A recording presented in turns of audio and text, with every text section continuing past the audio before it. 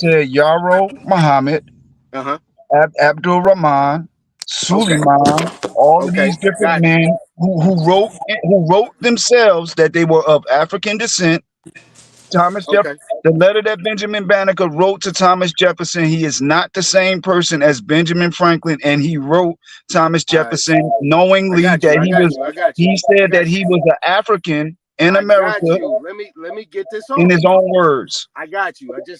I need you to be reminded. Everybody that's listening, there is a docudrama that was narrated by Mos Def called Prince Amongst Slaves. They're talking about that guy he's talking about right now. And he did not write to Thomas Jefferson. He he wrote to No, John Quincy Adams. Now no, the he other wrote thing, when you look at the Benjamin docudrama, Banneker look, I'm wrote not to done. See, you Thomas triggered. You Jefferson. triggered. You I'm already not lost. triggered. You're not letting me get it off. Benjamin Banneker You're not wrote. letting me get it off. You've been going for a long time with no No, I'm cessation. no But go man. ahead, I didn't. Hey, look, go ahead. ain't nobody put a clock on it. I got to address everything that you said. I'm just rebutting you right now. That's all I'm Benjamin doing. Banneker I'm is not rebutting you Thomas. right now, and I'm Is actually not explaining it. I'm Benjamin rebutting you, Franklin. and I'm explaining it. Are This you is gonna let me absurd. finish or not? Let me land on this, and you got it. This is gonna take 30 seconds. That what you're talking about is a docudrama called "A Prince Among Slaves" that was actually narrated by Mos Def.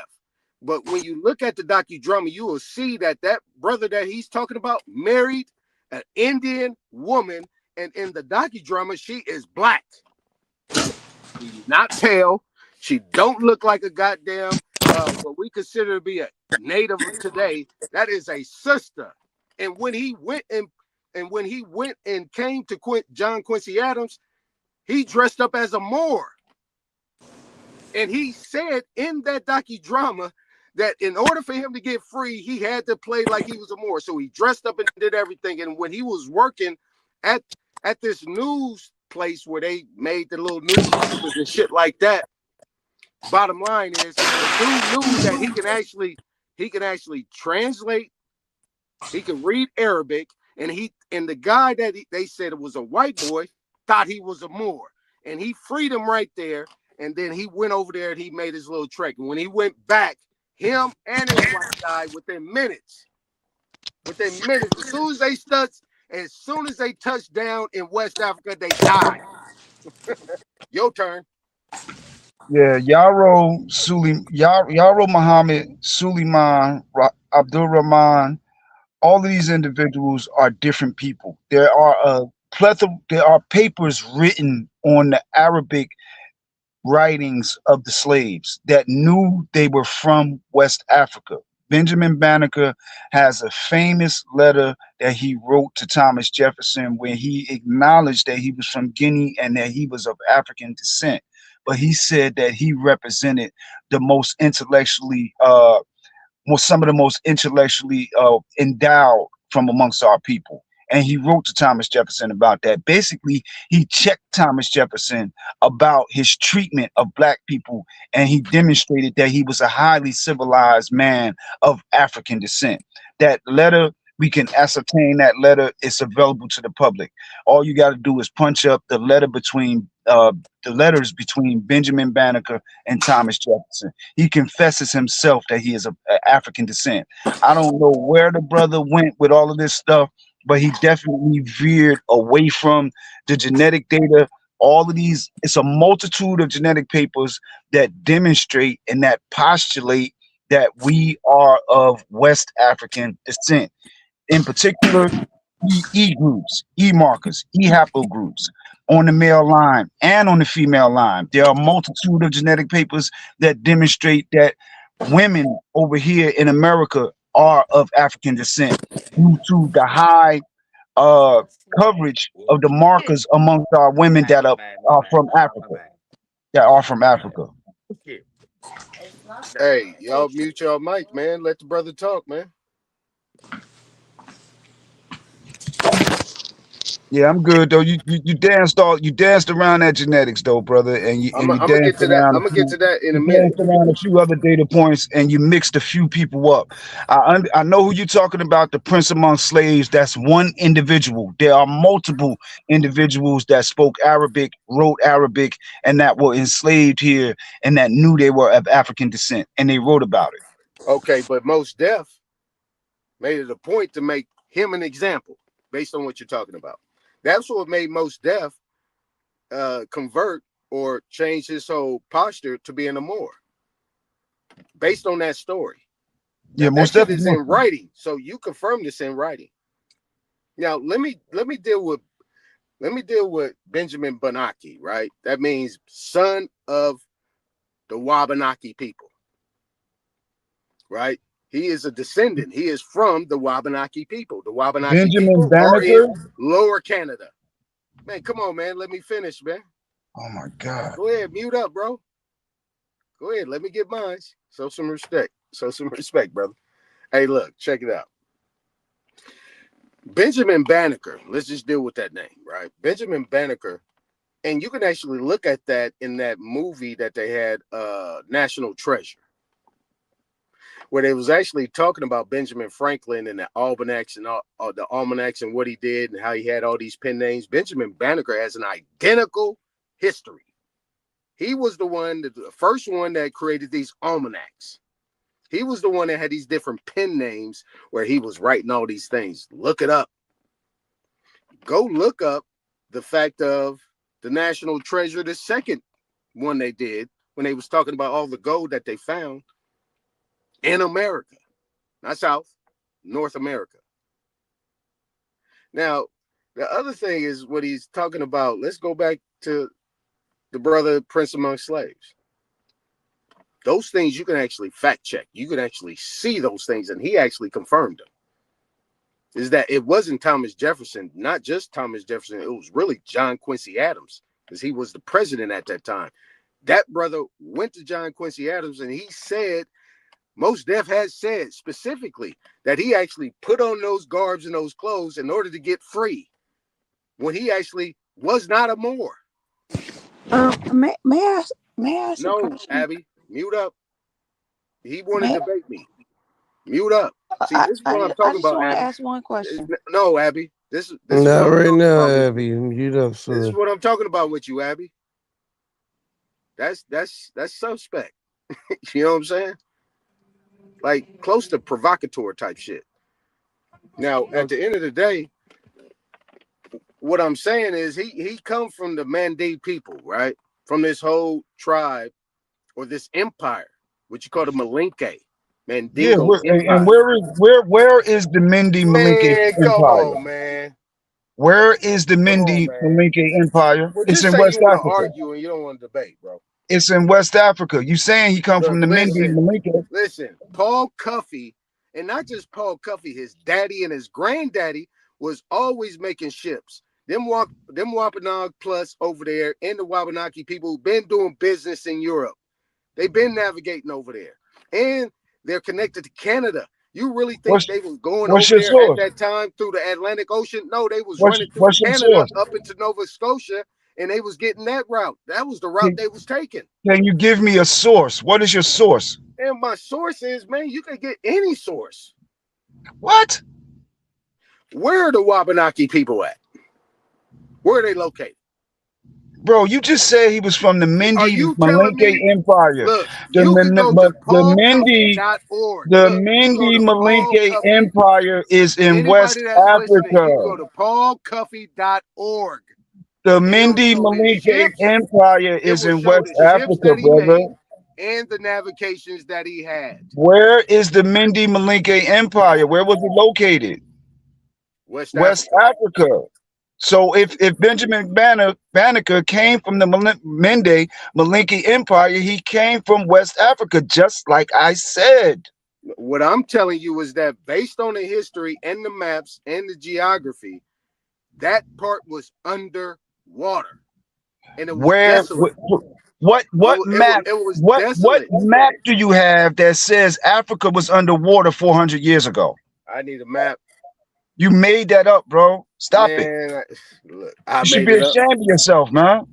Why should I be ashamed of myself? Because you Bottom made line, that up. Africa was not underwater 400 years I ago, can't bro. show you that right now, but People was all. You can can you never refute show the it. fact? Can you refute the fact You that Paul made that up, Cuffey? bro. Can you refute the fact that Paul Cuffey created the Sierra Leone and the Liberia plantations and colonies out there? Can you refute that? Do you disagree with that? So if he That's a yes created or no plants, question. if he created That's a plantations, yes or how no was it question. underwater? Oh shit, man! If he Why created you keep plantations dodging? over there Oh man, in Sierra Leone, man, how was it you ain't got underwater? your foot ain't fleet like Barry Sanders, man. Come on, man. You got to How answer the was it question. how was it underwater if he Hey, made man, you're not plantations answering the there? question, man. Come on, man. We gotta deal with reality, bro. Man, that shit was nothing but only thing Africa you was had what not you consider to be the underwater Canary Islands, man. 400 years ago, bro. Oh, you had really the Canary Islands. Stop it, bro. Man, you're not understanding.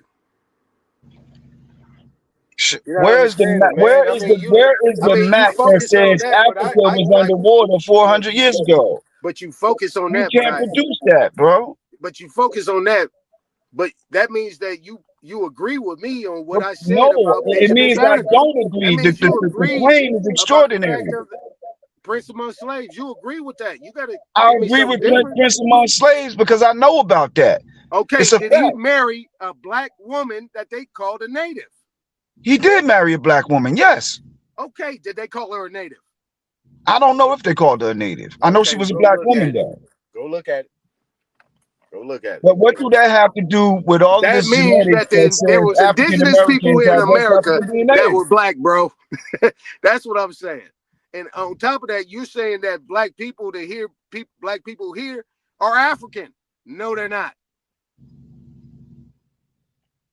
Benjamin Banneker certainly wrote that he Done was data, African. bro. That's a done data.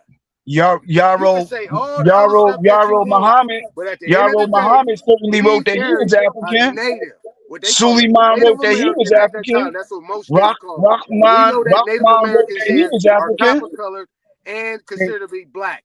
They all wrote that All they right. were Africans. All right. All of No, them. they didn't. Yes, they did. No, they didn't.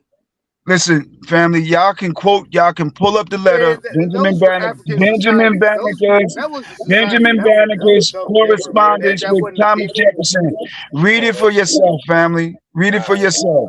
Benjamin Man, you talking Banneker's about reading for letter to yourself, Thomas family, and Jefferson. now you talking to them. You don't talk to me. Now I'm talking to you too, Okay, well, don't talk to the but I'm family right sourcing now. up Talk to me on directly. Benjamin Banneker and Okay, Abdul but Rahman. you agree with everything that I said. I didn't know I did not. I do not Yes, you agree that did. Africa was underwater Okay, 400 did years Paul ago, bro. Cuffey set up the That is Liberia and the totally Sierra Leone false. colonies? How Did could he he set set up up the colonies if it was Liberian and underwater? Sierra? Man, you ain't Was he answered a not fish? one question, man. Was he a fish? He was a mermaid. He was a mermaid. How did he set up colonies on a continent that was underwater? PaulCuffey.org. That's your source. PaulCuffey.org. This is his family that created this shit. It has all his ships, all his manifests, everywhere he went, in every situation he been in. Now, I got another source that has a white boy that actually got plaques up there of him that called him an Indian. How about that?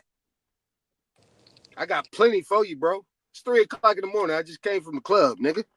I just turned y'all on and I just happened to hear Abby and I want to talk to Abby.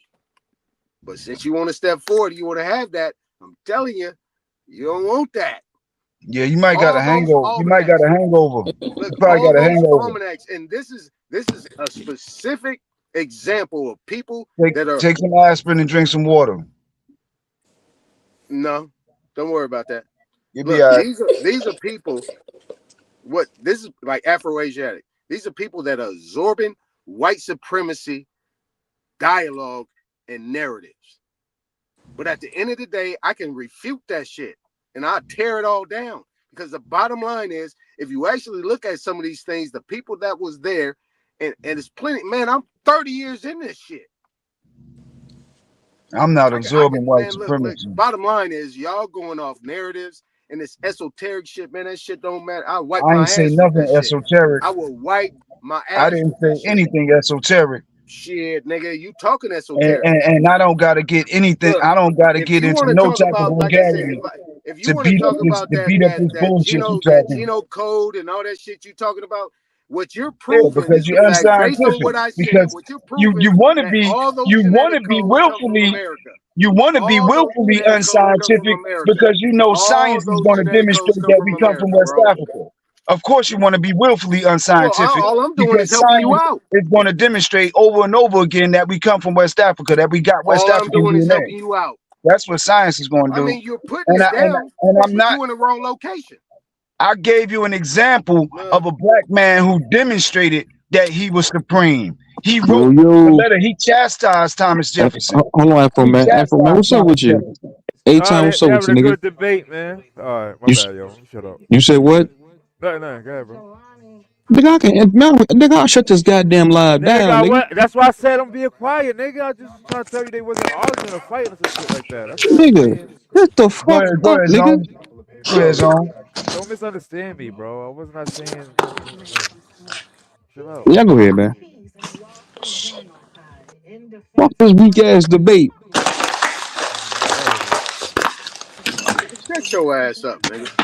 Hey, look, Afro But Asiat. A-Time, You're you are making a losing point, Afro, right? man. Afro Afro man, whooping your Asiatic, you're ass, man. making a point. All I'm doing is letting you know you're in the wrong location. You make the point, but I'm doing what I'm doing is I'm expanding. I'm putting it in real time. That's documented. Now you're thinking that these people originate in West Africa. What I'm saying, all those haplogroups and what you're saying, these genetics and genomes or whatever you're talking about, originate in America. Yeah, That's but what that's we what don't you even know. really All we those don't even people out really there are chiefs, bro. They're chiefs.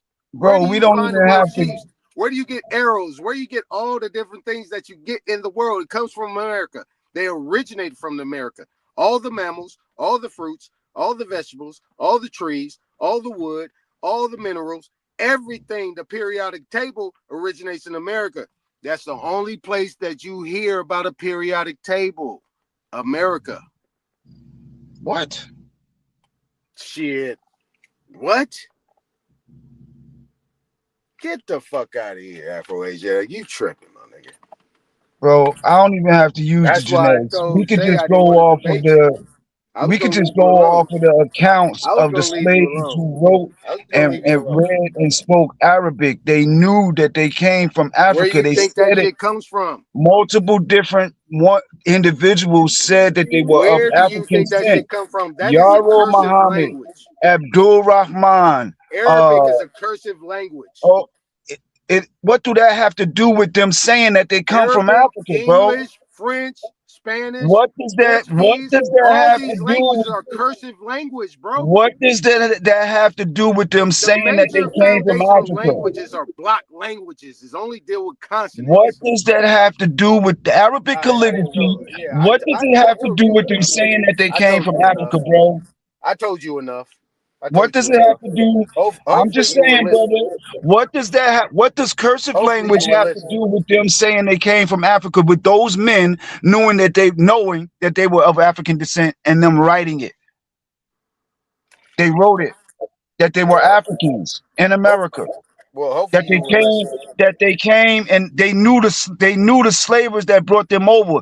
Some of them was transported to different places, South Carolina, North Carolina, Virginia. They wrote about it that they came from Africa on ships as slaves and that they ended up in America sold to other slavers. They wrote that. What do we do with those accounts?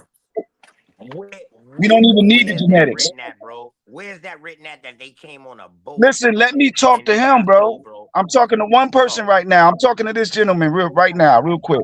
Man, but you're not listening to me, bro. You're not answering no I'm questions, asking asking me you, what nothing. do we do with the accounts in these museums and in the Library of Congress that say that these men knew that they came from Africa? The Benjamin Banneker's letter when he addressed Thomas Jefferson, he said, "I'm an African." No, no, no. I don't know about You that. don't love me. Yes, And man. Never mind dying all Mute up, the y'all antics, niggas man. interrupting their now. conversation. Like I said, bro. I will knock you out and drag you through the rocks, bro. You got slammed on your head, man. Now Yeah, let if me you say interject real quick. so. If I've you been say listening for so. like 20 minutes. I'm gonna give it to Afro Man. You know, I ain't with that Pan African shit. I give it to Afro Man. You whooped Yo, your ass peace, every time. peace, everybody. Yo, thank you. All right, let's go ahead. Shalom. You're gonna finish. It's just tired Nigga, right you ain't now. got no motherfucking say so in this shit. Damn, bro, I didn't even True hear zone. nothing. So The You shut first thing your I lost. heard ass up, was nigga. Afro. Shout Eight out to times you Afro. Damn. lost. Nigga, shut your ass up, nigga. You lost to Afro Man. Nigga, He you whooped you, are nigga. indoctrinated. I already told you about you, He nigga. whooped you. So I ain't fuck indoctrinated with your nothing, nigga. fucking You didn't opinion, prove any nigga. points, nigga. He whooped you. Nigga, fuck your opinion, nigga. You He don't know Oh, I whooped gotta nothing. you. rewind this You shit, know bro. nothing, nigga. Fuck, man. What did I He miss? whooped you. You know Yeah, you nothing, nigga. know But nothing. pseudo. Well, get in the ring with me then. You know nothing. Get in the ring with me. Prove it then. Pseudo ass What you nigga. talking about, nigga? You You pseudo. indoctrinated. You pseudo. You're indoctrinated. You pseudo. You can't prove it. I can prove it. You pseudo. You said you worked Garbage. 20 minutes, nigga, and I'm pretty sure you didn't hear that. Garbage. Pseudo. Hey, you can say Trash. whatever you want to say. I needed, yo, I gotta The rewind only, this nigga, shit. the You only Fuck, can niggas say that bro. think you whatever you want smart, to say. only niggas that think you know You can say anything that's whatever you dumber than want to you. say. You garbage. You That's cool. lost. That's cool. You want to put some money on it? You lost. You want to put some money on You lost. Damn, man. Fuck. it? Yeah, You you white. lost. You say so, You lost. huh? You white. You say Bro, by the so, way, I saw You that fight too, lost. huh? bro. All That right, nigga. boxing fight was fire, Nigga, bro. don't overdose on the mayonnaise, nigga. You lost. Get your ass up, nigga. Now, if you want to get into some trolling shit, we can do that right now if you Nigga, want we can to. do that right now. You ready? We can do it, but outside of You that, you ready? lost. You The right ready? body blow, right body blow. That shit You was trash funny. can, you Hey trash man. can ass nigga. Hey man. Hey, You look, make that video Aboriginal, game. you make them Hey, video Aboriginal look game guy. bad. You A lost. video game guy. A video game guy. And next time, hey, True set you free, nigga. Yeah. Get out my business next time, nigga. I can say what the fuck I want to say on my channel. Fuck these niggas in conversation. Nigga, I wasn't trying to stop Oh what you were saying, nigga. shit. I thought that you was trying to calm them down or something. I thought they was wilding or some shit. Oh, my bad. All right, my nigga. You know, it's all gravy. Now Hey, back to you, Afro they time, nigga. Asiatic. Now back Next to one. you. You lost. Next one. You lost. We gonna make this structure. We gonna structure. You want to structure this Afro Asiatic, or you just want to take He this beat you. prelim and be It's good all with it? good, A-Time. We could do that in the structured joint, on that subject matter. All right, for sure. You All right, lost. y'all. I'm out, man. Now you ain't know you out nothing. You lost. All right, man. I'm out. No, say right here. You said I was a For dumb. what? Prove it, nigga. Man, Stay. You for what, talking about you was at the man? club. You Look, went at no listen, Yeah, goddamn why you club, gonna nigga. You're leave? lying. Don't listen. leave, man. Don't leave. You're lying. You're Hey, lying. look. You're lying. You went at no club, nigga. You lying. You in the car right now. I am in the car. And that's where you live at. You ain't went to no club. You lie. You're lying. All right, nigga. Well, I'm about to get my blanket out the back seat, and I'm gonna lay in this motherfucking You're car. lying. Have a You good night. lost. Bye. You lost. Bye. You lost. Okay. Stay your dumb You ass ain't right gotta there, say it A-Time. again, my nigga. Why you gonna run, A-Time? You do not have to say it again. Why do you want to run, A-Time? Hey, clip You this fake shit. ass Indian. Why Hey, you clip running? this shit. Fake Clip this ass shit. Indian. Why you running? I bet you nobody gonna clip this shit. Fake ass Indian What's up, A-Time. Why you running? OTK? Let me say what's up to everybody. OTK, who up in here, man? I don't want to act like I was being an asshole, which I am. What's up, Aton? Peace and Everybody love, up bro. here, yeah. You, and you, and you, Hey and Tom, you. what up? What up, nigga? All right, man. Peace, peace. Yeah, for sure. Hey, look, Truth Zone, get a life, man. You get a life, nigga. Y'all You retarded as lost. fuck, man. You lost. Man, y'all retarded as shit. You Boy, I see. lost, nigga. You lost to Afro. Afro man whooped your ass. And I ain't even Pan African, nigga. Damn. Afro's Pan African too? I don't think he's Pan African. That nigga is Pan African. Oh shit. All right. Hey, It's True still Zone, cool. he He's pan still or good. he a trans? I don't know what he is, nigga, but I just know he pro Africa. Alright. He He believe pro he he come on pro slave transatlantic. boats and he's a He I'm, pro, trans he, I'm pro African, man. Africa too. Does that make me pro African? I'm not talking to you, Ishmael. Shut the fuck up talking to me. Why are you talking to me? I'm telling you, let me deal with this nigga right here real quick. Hey, Time, you lost. I know you listening, fuck nigga. You lost. You dumbass nigga. You don't know shit. You don't know nothing. Said West Africa was underwater 400 years ago? You a dumbass. Illiterate. You lost. Nigga. You lost. Fuck Hold nigga. on. He said West Africa was underwater I'm 400 not years talking to ago? you, OTK. Open the No, crack I'm smoke. asking you a question, True Zone. Is that what he Oh, said? Well, the don't crack ask me no smoke. questions right now. You lost. Nigga. Ain't no clubs open right now. You ain't been in no club. You're lying. You're a fucking liar. You're a sucker. You're a fraud. You phony baloney. You stupid. You dumb. Illiterate. You lost, nigga. It does rain in Southern California, nigga. Tony lied. It never rains in Southern California. You lying ass nigga. You lost, motherfucker. Like, go ahead, OTK. You got it, man. Go ahead. Hey, shout out to the motherfucking most the best troller. Boy, you got my whole fucking house tripping right now, Chuzo.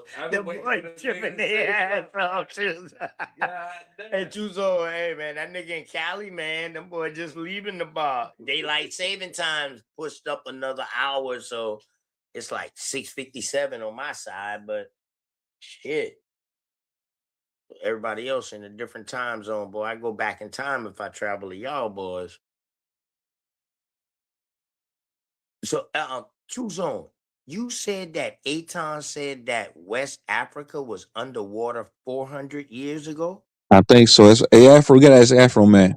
Yeah, he said Oh, that crazy stuff, bro. Yeah, he said that, man. That's what I couldn't believe. I was blown away by that. That's an outrageous, outlandish claim.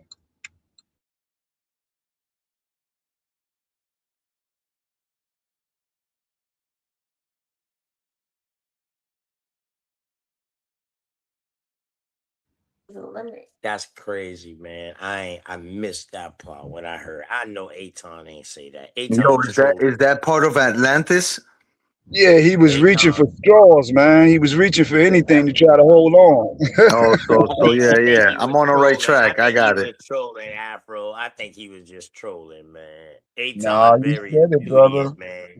He said it You as don't if it think? was a data point, OTK. Oh shit! He said it like it was a data Da- point. damn.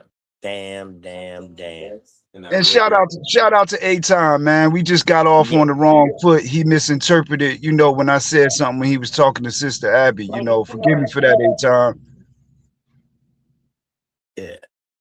I don't know why he came in here at Abby and then talking to K Dub like that. Anyway, when he already know these wild Yeah, ass like niggas and vultures coming out to protect women. Don't talk to me like that. Don't talk to him like yeah, that. Keep that same man. energy for me, fam. That's all. You know. Right.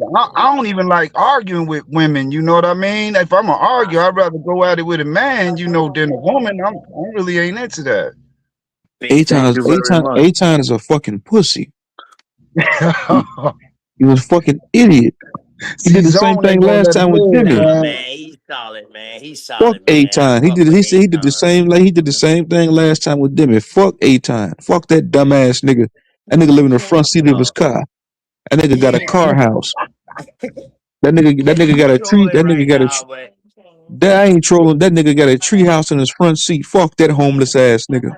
oh shit. Hey, shout out to Aton. That my dog, man. And for real. That motherfucker smart as a motherfucker too, though. He's intelligent, man. I ain't even gonna That nigga's lie. a smart dummy. That That why I nigga got say a tree house. that why I say for him to say that shit there, bro. I think he was trolling. He came over here to troll on some real shit.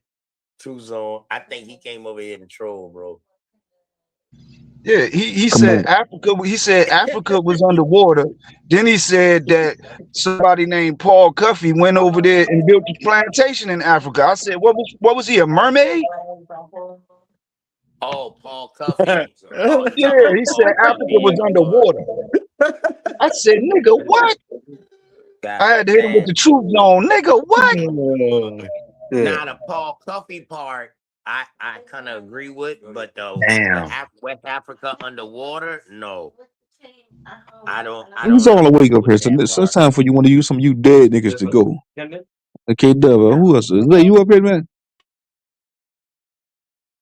Zay, are you up here? So Oh, yeah, Paul okay. He Cuffey took is an himself out. interesting story, Hey, man. Paul what's Cuffey, his name? Paul Goddamn, Carl Cuffey is Johnson. You very woke, man?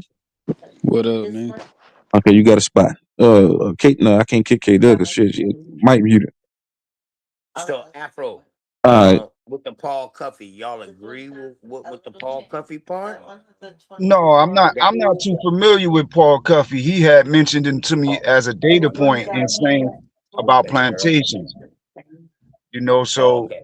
I couldn't really say too much. The only thing I was going to say is Africa wasn't under no damn underwater 400 years ago.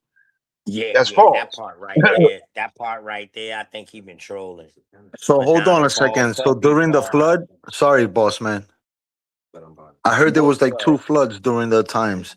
So What even flood, bro? before those two floods, Africa was never part of those floods, What flood? like Gilgamesh. No. Give me a real historical flood. Noah. No. A real historic. The Bible is not historical, bro. Oh, I thought it was historical. That motherfucker's in the fucking nonfiction section. No, I some of the mean the biblical fiction points are section. My historical. bad. The fictional section. My bad. Thousand pardon. The Bible's in the fictional section, dog, bro. Well, not for me, but for some, yeah. Yeah, I understand. I understand. My bad. Thousand pardon for anybody, man. You know No, what I it's all right, mean. bro. You know, I don't knock nobody beliefs. That's one thing about me. I don't knock nobody belief. I don't give a fuck about that. To tell you the truth, Right. dog. Just Yeah, wipe that shit I off could at the tell. door, I dog. could Once you tell. come inside the house, dog, we all the same. I don't care nothing about your beliefs. You don't care nothing about my beliefs. As long as that don't get in the way on what we trying to do or what we trying to accomplish. Yeah, but we can You know what use I it mean? academically as a tool. You know what I'm saying? Doesn't mean that we Right. actually, you know. Right. I agree with that. I agree with that. Some things can be used as a tool, bro. You can learn something from everybody, even a dummy. How not to be a dummy. Right. Like True Zone say, use a dummy. Use a dummy, bro.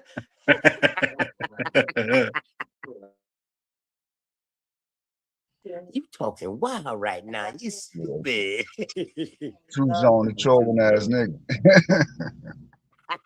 And the number Sure. one between him and Superman, dog, I swear.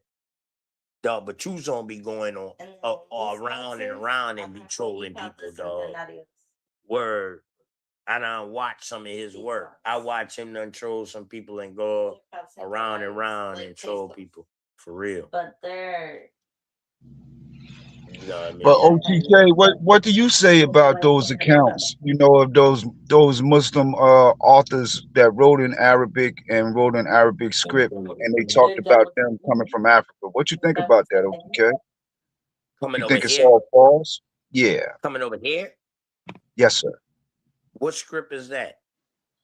They Yaro Muhammad, we have his account in the Library of Congress. He said that he was All an right. African. So Benjamin Banneker, Yaru actually was Muhammad. classified as an Indian, correct? When he got over here? No, he was Hold on, y'all. classified as Hold on, an y'all. Y'all be African. quiet real quick. Y'all be quiet real quick. Y'all hold on real quick. No, No, not he you, bro. I'm talking. Hold up. Yaru. I know who you talking about, bro. It's the Muhammad, only Yaro person Muhammad. that they wrote like they fucking painted like 3 pictures. A motherfucker who been painting only president pictures painted a picture of this man, and he painted like 2 of them. So Hmm. Yaru, was he classified as an Indian and was he practicing Mohammedism?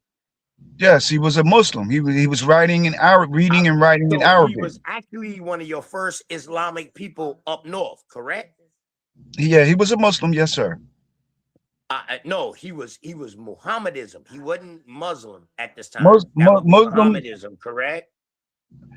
Well, Mohammedanism is Islam, right? It's not called Mohammedism. It's called. They used to call him Mohammedan. Yes, Mohammedans. No, Yeah. a Mohammedan is the person. Mohammedanism is the study. Get your shit together, bro. Yeah, but One is an either action, one is a Yeah, study in but there is action, no and there is then no one is your ism. There is person. no ism Yes, in he was Islam. a Mohammedan. There But is no once he got ism to in Islam. America, he got classified as an Indian. Yes or no? Yeah, but no, there's no ism in no. Islam. Hold up. I got one person saying yeah, and I got one person saying no. Go ahead, Afro. You asked me that question. His You say his no? self his self-proclaimed proclamation, not what someone else classified him. His self-proclaimed proclamation in his own writings was that he was of African descent. He knew where he came from. He wrote that in his writings. He wrote that in his memoirs. The Europeans that encountered him, they agreed with that. They didn't Hey, deny that he came from Africa. hold on, bro. Hey, bro, He was bro. a Fulani. Hold on. Maybe Yes, we he was a talking about Fulani. Are we talking about the same Yara, the one who got painted, right? Hey, Nicole. Yaro Muhammad, yes. Yamo Okay, all Muhammad, right. I want to make sure we talking about the same person. yes. You Yaro said that Muhammad. he said he was of African descent, Yes, he wrote it himself that he was from Africa. bro. Yes, Do you know where he came from? he came from Africa. He said he came from Africa, bro. No, bro. No, bro. No, bro. Yes, bro. No, Yes, bro. bro. This motherfucker came from in the Middle East. Who we talking about? Bro. Yaru Muhammad. I bet. Hey, choose on. I'm about to jump on my computer. No. Hey, Afro, I respect you. I'm about to jump on my computer. I'm gonna show you what I got on It Yaro, is. and then we can go from there. Is that cool? I mean, I don't have any problem with him being a black person from the Near East. I don't have no problem with that, bro. But No, he came. I ain't He saying none of that. You said he was he African, came. and he said he was of African descent, He but he's he from the came Middle via East. he came via slave trade either way from the West African coast. He didn't come through the transatlantic slave trade. Yes, he did. How else did he get here? He wrote I it in his bet. own Hey, memoirs. bet. Hey, y'all. Bet. Hey, He true wrote zone. it I'm in about his to log off memoirs. of my phone, and I'm about to jump right back on my computer Can't so I wait, can bro. show. Get that money, brother. Get that money. I'm gonna show you Yaro, bro. Abdul Can't wait. Rahman is another one. Suleiman is another one. Its entire papers written on the slaves and their Arabic literacy. There are whole scholarly works written on slaves and their literacy, and them coming from Africa. Benjamin Banneker, even though he was not a slave, he was a freed African in America. He wrote, he knew that he was of African descent. That's how he addressed Thomas. He checked Thomas Jefferson, saying, listen, our people here are in bondage, and that is the reason for their condition, lack of education. I am an example, Benjamin Banneker speaking, of a person who is a scholarly, highly trained, and Thomas Jefferson had to confess to that. He took the almanac that the brother gave him and he sent it to France, and France sent it back, and they all were impressed with it. They knew that Benjamin Banneker was highly intelligent, but my point is, he said that he was an African.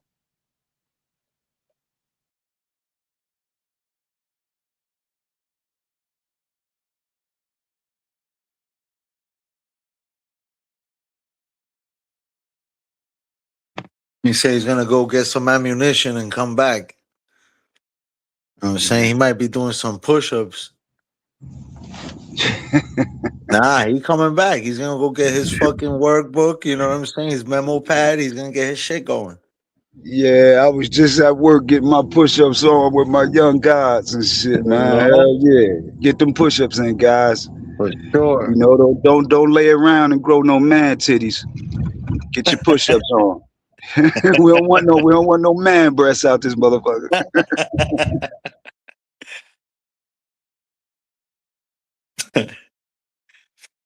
I hope he come back fucking fully energized, bro. Ready. I want to Yeah, hear this. I want to hear this. I mean, I don't know too much either. But I figured if he's African descent, I threw the Fulani out because it may yeah, be. he Who definitely knows? was Fulani. He was Fulani. There you go, bro. Yaro Well, Momat. I pinned the tail on the donkey. Nigerian Nigerian Fulani to be exact. There you go. Yeah, Futotoro. Ah, Futotoro. That's the capital, Fulani capital in northern Nigeria. Fututoro was the center of trade. You know, so me and the brother can argue that. You know, I'm definitely familiar with the Fulani of Nigeria and them being black and them being part of the populations that were enslaved and ended up here in America. look at that. Frederick Douglass actually claimed descent from the Turupi Fulbe, which were other uh, African Muslim tribes.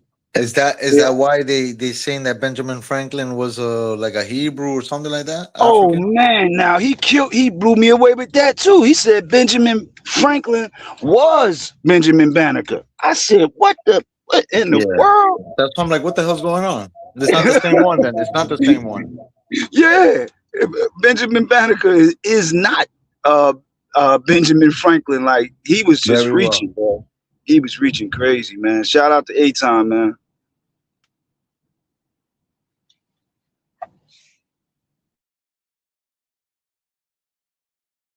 That shit crazy. Yeah, I'm gonna be quiet though. I've been talking enough, man. Nah, that's dope, man. I love to hear it and I love to learn. Captain, I heard it earlier. They fucking muted him. Not muted him, but they lowered his volume because he was wilding out.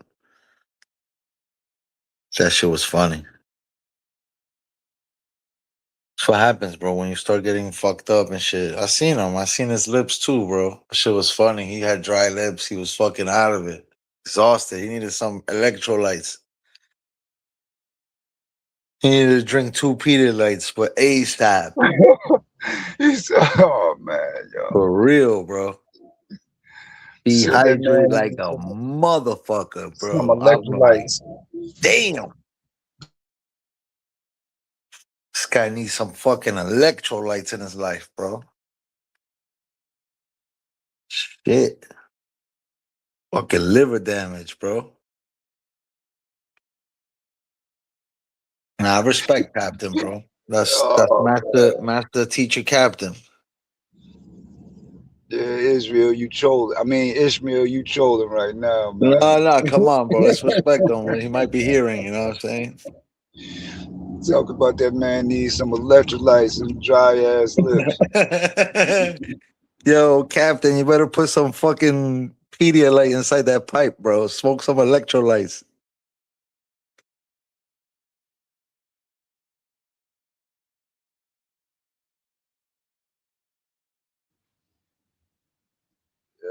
Africa, he said, was underwater 400 years ago. This is crazy, man. Yo, but you know what? I respect OTK because you know what I'm saying? He's ballsy. He gets up there. He says what he feels. And he, you know what I'm saying?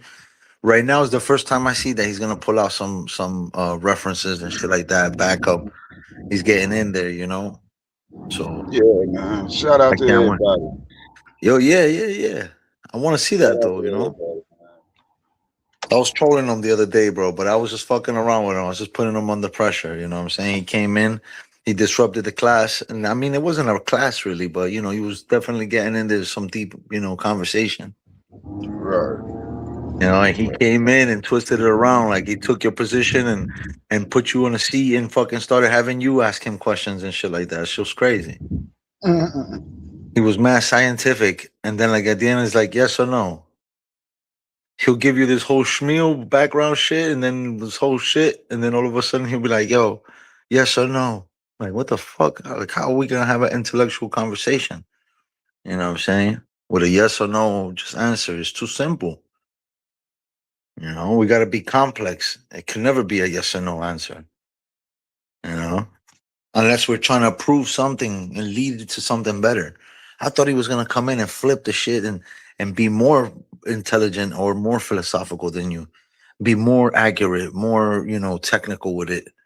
I thought he came. That's what he came in with that, but with that power, like you know what I'm saying. He came in running shit. I'm like, oh damn, he came in and housed this motherfucker. He took Mm-mm. over the yard. I'm like, damn, this guy's a real teacher. He's a real teacher. But you know what I'm Right. saying? But I respect him, bro. I mean, I did subscribe to him because um this guy Truth Zone, he had Truth Zone live over there. Truth Zone fucking kicked me out of everybody. And I found out that OTK had that shit running, so I went in through there. You know what I'm saying? But it's all good, bro. I respect him, man. He's doing his thing, you know. I hope he come back with some good ammunition. You know what I'm saying? Some good armor. Yeah, he coming. He's slow rolling because he looking at that information on Yaro Muhammad, Yeah, and yeah, yeah. Nah, he's he dipping himself in definitely holy said that he water was right now. African, and He did. he read and wrote in Arabic. You know, it's just the facts, and he's not Yep. the only one. There's many accounts. Yep. They knew that they were of African descent, and they read and they wrote in Arabic. You That's know, right. you coming from a side of the continent where they memorize the entire Quran. You know, they Absolutely. memorize, they committed to memory. You know, so that Islamic influence, that Arabic calligraphy, that's where we get cursive By the writing age of from. 4, by the age of 4, Yes, age 6, it's very common. yes, that they retain the entire Quran. You know, the whole thing. You know, so that's a regular thing, but they definitely were literate because of that. You know, literacy was a big thing out of West Africa because of As a Islam. matter of fact, because of the Quran, that's how they regulated the language, the Arabic language.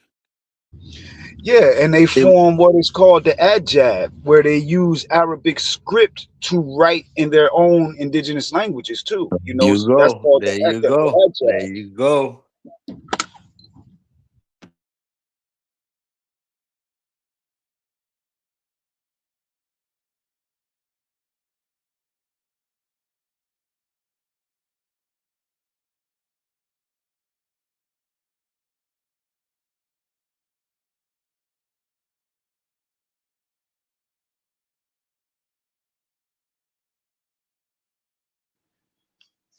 Yeah, I'm about to hop off, but I'll listen out for OTK. For If sure, man. I'm gonna be on this shit for a minute too, man. A couple of minutes, see how this shit gets yeah, rough, man. I want to hear if some I shit can going. if I can Trying hop to, in again when he comes with a source, possibly. I don't think so because everything he's gonna read is gonna say what I've been saying. nah, he's gonna come through with some body armor. I know. I feel it. We'll see. We'll see. Everybody have a good day. Shout out to True Zone, man. See you, fam. Salam. Peace. Peace. Salam to the Salam. people out there. Peace.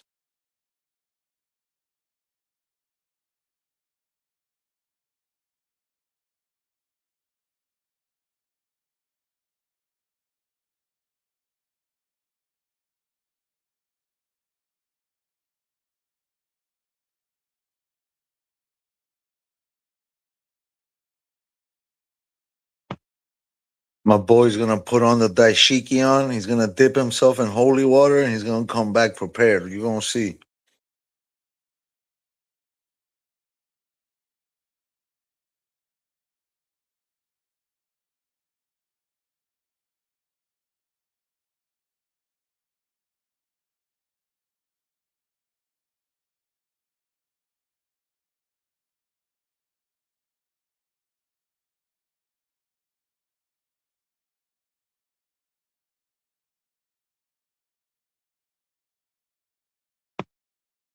We got Carl Johnson in the building. We got who's that? OTK fucking came back, bro. I knew bro. I have faith in you, bro. I was telling these guys that I was trolling you the other day, bro. But I fucks with you really, bro. You got some balls on you, bro. You got some heart. You know what I'm saying? You came in here with some power, like you ran shit. You know what I'm saying? You took over the yard on some fucking alpha male shit. So I respect that shit. You know? And I told him, you're gonna come back with some armor. He better prepare himself. You know what I'm saying? He probably doing push-ups. So he gonna try to come back right now, man. I'm waiting for it. The best of luck for both of you, bro. I hope you guys fucking go at it. I'm willing to learn, you know? I'm not gonna get involved. I'm not gonna say shit. My bad for the other day that I was like trolling you, bro. Come on back up here, Afro, man. Bring your ass back up here, Afro. Come on, Afro. Don't wait. My God, this shit is gonna be real. Mo Debo Friday. Damn. You ready, bro? Let's go. This is a portrait of a man brought to America to work as a slave. His name is Mamadou Yarrow, and all right, so hold on. That because they brought over here to work as slaves. That kills that transatlantic slave trade narrative that he said about Yarrow, y'all. One kill red. he was painted in 1819 by the famous Revolutionary War portrait artist Wilson Peale. This man who painted presidents decided he wanted to paint a picture of Yarrow. To pay that kind of attention to a formerly enslaved Black man, this is unheard of. When I first heard about an enslaved Muslim or an emancipated Muslim, I was like, what do you mean? Like, I didn't think that, Muslims were in the US until later. Even though we have a lot of evidence, the story of the African Muslim. Hey, True Zone, boy, my shit skipping a lot, bro. You wanna pull this up yourself, man? Maybe it. My brother's under a bunker right now. Who, True Zone? Nah, you, my bro, because you lagging over there. Oh, my bad, man. Nah, it's all good. Just be patient, brother. Start it all over again if you have to. I think it'd be better if True Zone share or somebody else share it, man. That way it wouldn't lag. It's lagging. Be patient, brother. Be patient. Maybe you should start it all over. Check it out again. Start it all over again. It hasn't been too long anyway. It's only like 10 seconds.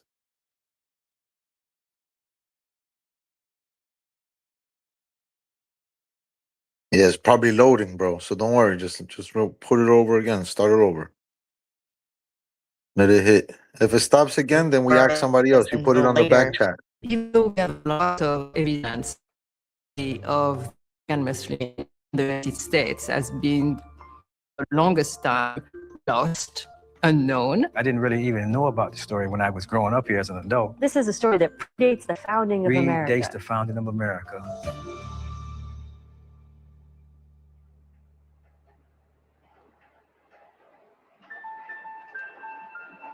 Much of Mamadou Yarrow's story takes place in and around Washington, D.C., a city that's been my home for several years. As a Muslim born and raised in the United States, I've always been curious about the roots of Islam in our country. I knew the first Muslims to arrive here in significant numbers came from Africa, but I didn't realize how much of their story had been unearthed. It appears as if between 10 to 15%, some say even 30% of the enslaved Africans came from Muslim parts of West Africa. Thousands of Muslims were enslaved in the Americas, including what became the United States. They were part of the social and cultural and economic development of the Americas for half a millennium. We now know that some African Muslims left their names preserved in plantation records and runaway slave ads. Others left writings. A few left their image. Among them was Mamadou Yarrow, also known as Yarrow Mahmoud. He was painted not once, but twice. It's one of the things that makes him stand out. He gives us a story of what it was like to gain freedom and then live after that and practice as a free person. I don't think we have a story like Yarrow's story has been preserved in the archive of the American Philosophical Society in Philadelphia and writing after painting, including George Washington, Adams, and Thomas Jefferson. At one of 26 diaries written by Charles Wilson, a very important early American portrait painter, one of the most important. This diary goes back to I think he was one of the first free slaves. 1819. The diary is rather small, as you can see. It's about 58 pages of text. The Yarrow section takes up about 3.5 pages. It's the biggest vignette in the diary from this period. Writing in December 1818, Peel describes a visit to D.C., where he heard about an old African man, Yarrow, living in Georgetown in surprising circumstances. True that he is comfortable in the situation and live on house. I shall be able to and able to give a more particular account of him as I propose to make a portrait of him, should I have the opportunity of doing it. The diary was a vital resource for the author, who played a key role in piecing Yarrow's story together, drawing on Peel's account and a wide variety of other sources, from census data to shipping records. I was here at this library many years ago, and I saw this painting by James Alexander Simpson. Georgetown is a lily white city, and so to see a painting of a black man at this library is sort of unusual. That's what started the whole project. Where did Yarrow come from exactly? We don't know for sure, but he was a Fulani Muslim, and the Fulani Got moving from him. Mali into Senegal, Guinea, and Bro. other places in West Africa at the time. Islam comes to Africa itself via the trans-Saharan trade routes and over North Africa down into West Africa. Islam was implanted in Africa for over 1,000 years. Went hand in hand with the spread of literacy in Arabic. So there were schools for boys and also higher learning, travel all over, not only West Africa, but to Mecca, to Egypt, to learn. There also are interested in not still Arab, as it were, but from Islam through the African ability. This was what Mamadou Yarrow knew until he reached his teens, when everything changed. Around 50, Yarrow were sold to British slave traders, being captured, probably in local war. In a center of Islamic learning, and like that, because of the slave trade. Just remember, guys, how most of the people think that the Muslims were the one who were enslaving people. Check this shit out.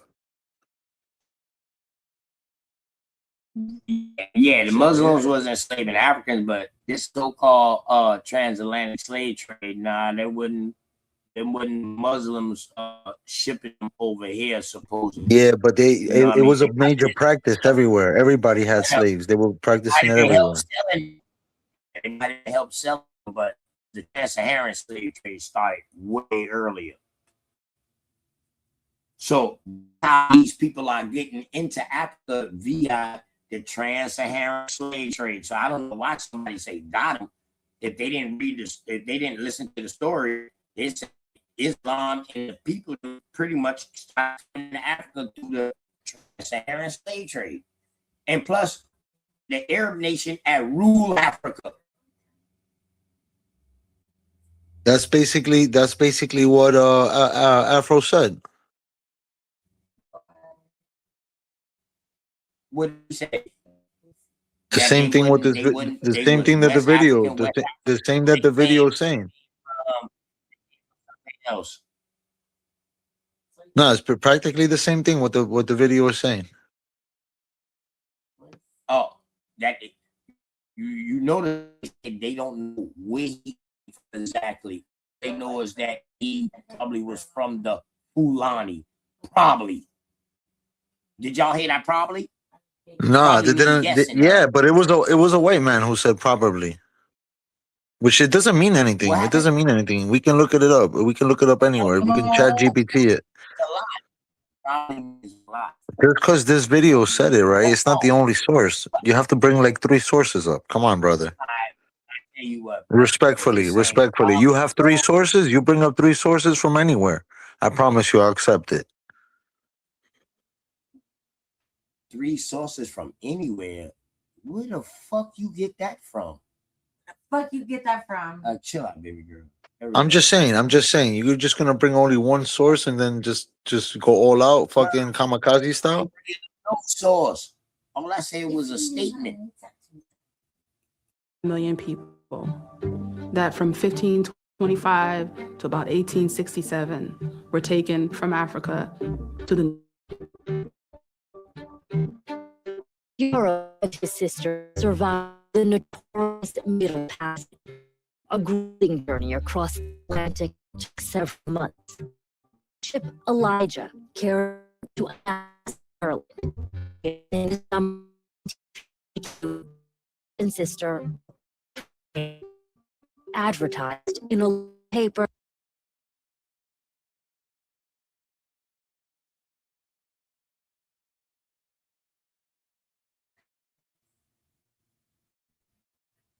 I'm just letting y'all know that. As pieces of property. This is a page from the Maryland Gazette, a weekly newspaper published in those days.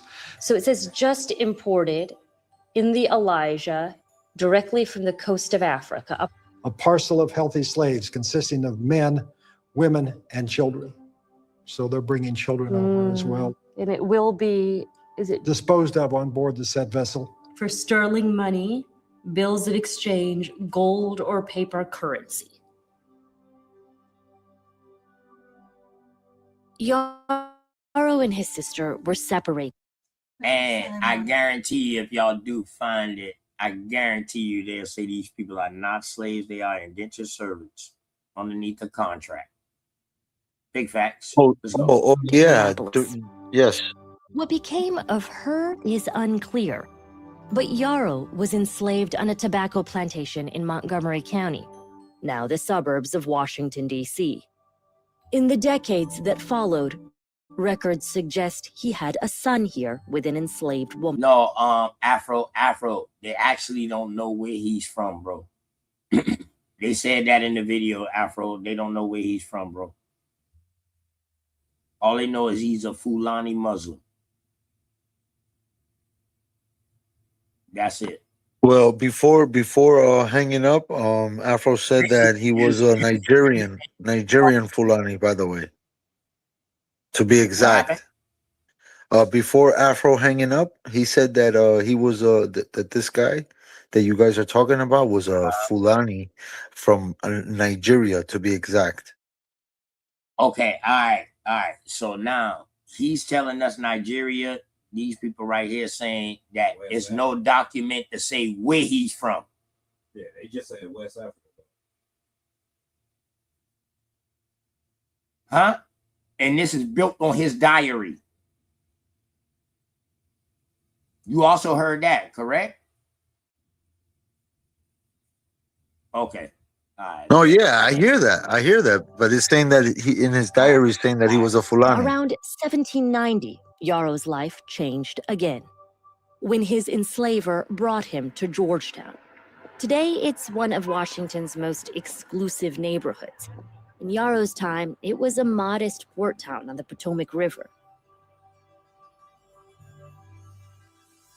How does he end up in Georgetown? He was purchased by one of Georgetown's most famous families, the Beale or Bells, Samuel, initially, who makes him his manservant, or might be a fancy name for a valet. I think he was smart enough to learn how to be around his enslaver. Hold on now. This man got purchased and he was called the manservant. Yeah, so he cannot be an indentured slave then. Hold on. Listen to what dude say. He say, or a ballet in fancy words. Yeah, so he wasn't an indentured servant. You ain't in no so-called field. So this a house nigga. That's what you saying? No, I didn't say that. I just said he's not an indentured servant. If he was bought. Yeah, he is an indentured servant, bro. He's working. No. An indentured servant is when you work willingly. Well, be quiet. Well, be quiet and mute your mic and watch. Since you're running your mouth, watch. Even brown skin? It's different. different if you're a field hand or you're in sort of doing other kinds of chores. That may have even helped to preserve him from not being broken down in certain kinds of ways as others are. In order to make money, they feel like him to be industrious. They also require that he give whatever he makes to them, but they give some of the money back. And so what type of work was Yarrow doing? He made charcoal. He had that technique. He sold baskets. Whoa. How is it that his enslaver is telling them that you got to give us some of the money that you make? He and we'll worked give some because back he to worked. you? But this is Because he enslaver. worked. Hold on, bro. So he's an indentured servant. No, he's not an He's indentured paying off servant. his servitude. Paying off his servitude to whoever Nah, can that's buy not an him the indentured money to servant. give. That's not an indentured servant. Oh, that's a contract. No, you don't know what the fuck you talking about. You don't even know what an indentured servant is, bro. Word. That he give. An indentured servant is not in captivity, bro. Whoa. What kind of fucking slave makes money, period, bro? An indentured servant is not a slave. He can go on his free will if he wants to leave. That's an indentured servant. An indentured servant is a fucking slave, bro. Come on, get out of here, bro. Huh? Bro, if he was bought, then he's not an indentured servant. If he has no rights, then he's not an indentured servant.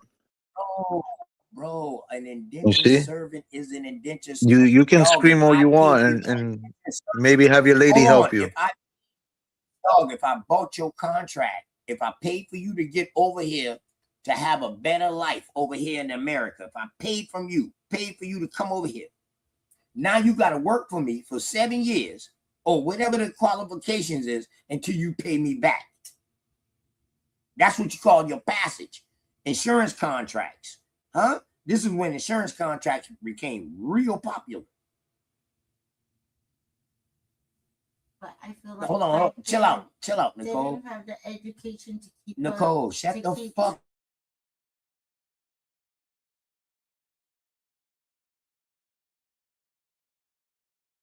Hey, 1,000 bucks. Yeah. All right. Yeah, man. For real, that's what I was saying though. So he got to be underneath some kind of contract, dog, in order either the master doing some goddamn what they call in jail work release, either the master doing some work release shit, and the master saying, yeah, hey, I rent him out to you. Whatever he make, he got to bring back to me, because that's what this sound like. But I want to know what slave y'all telling me makes money.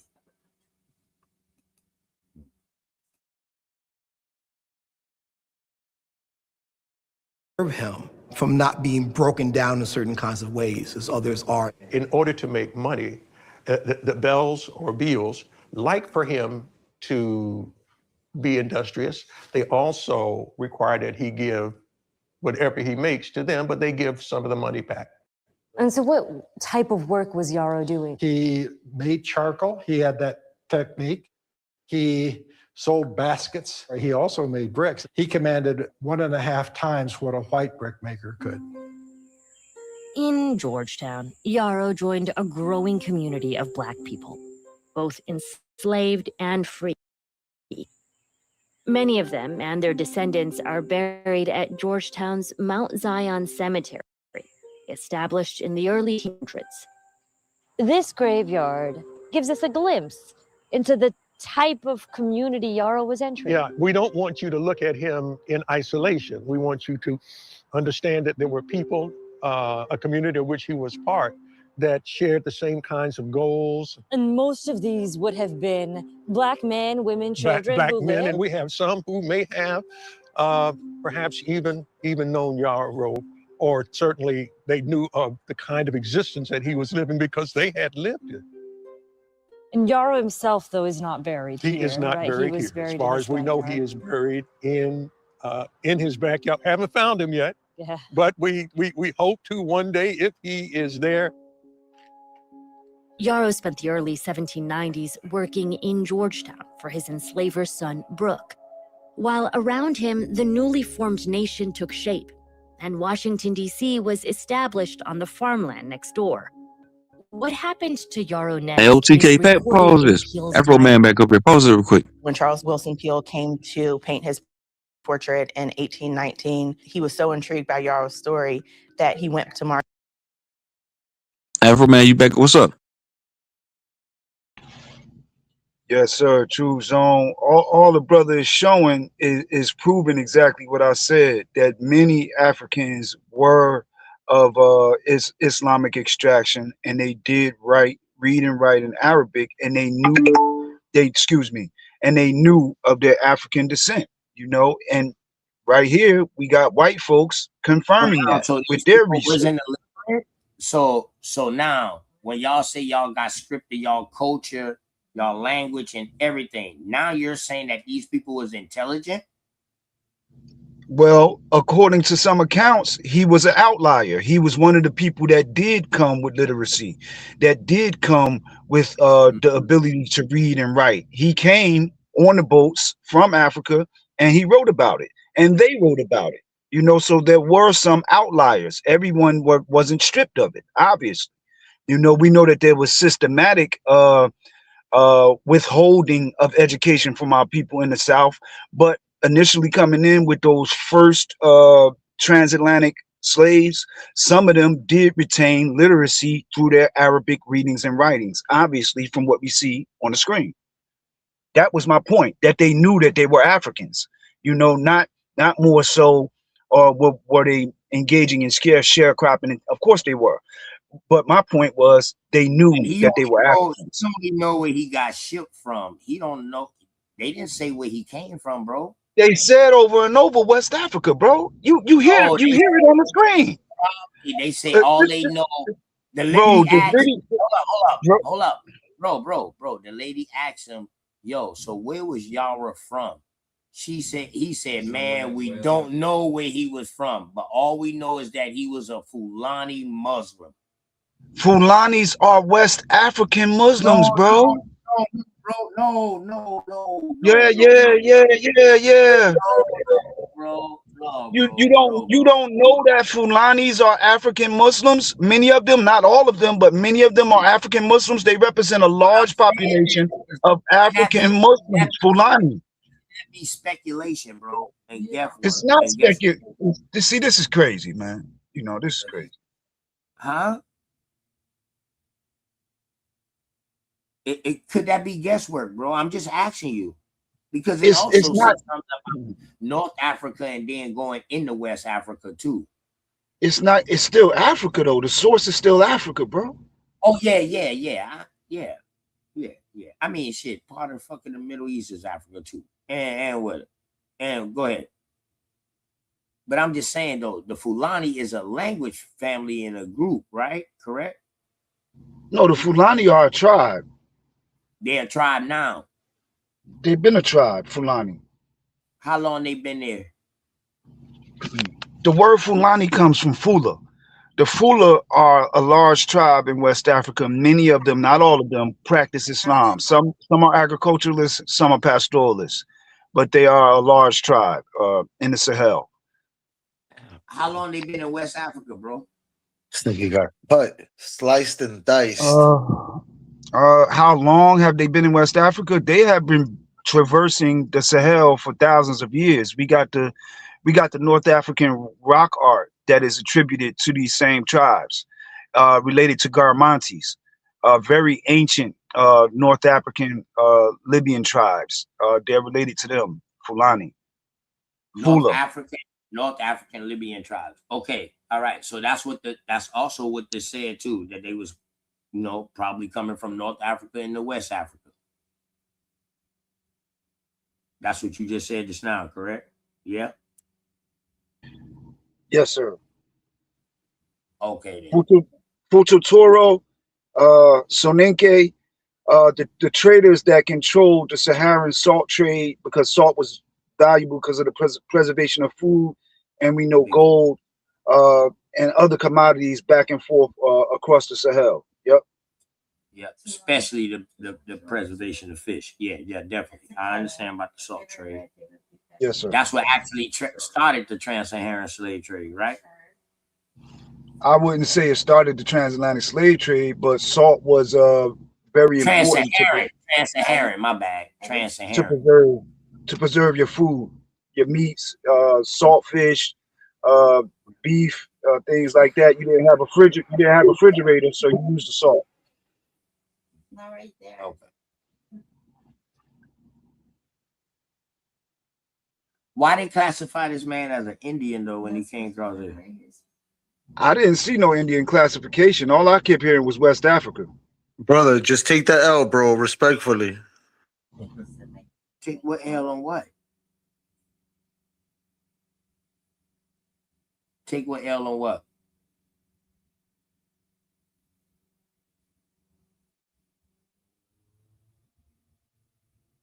He lost connection.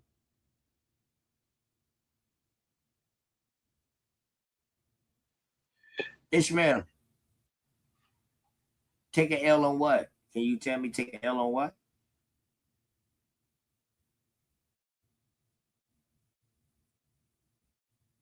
You and your chat, people's in the chat. Take an L on what?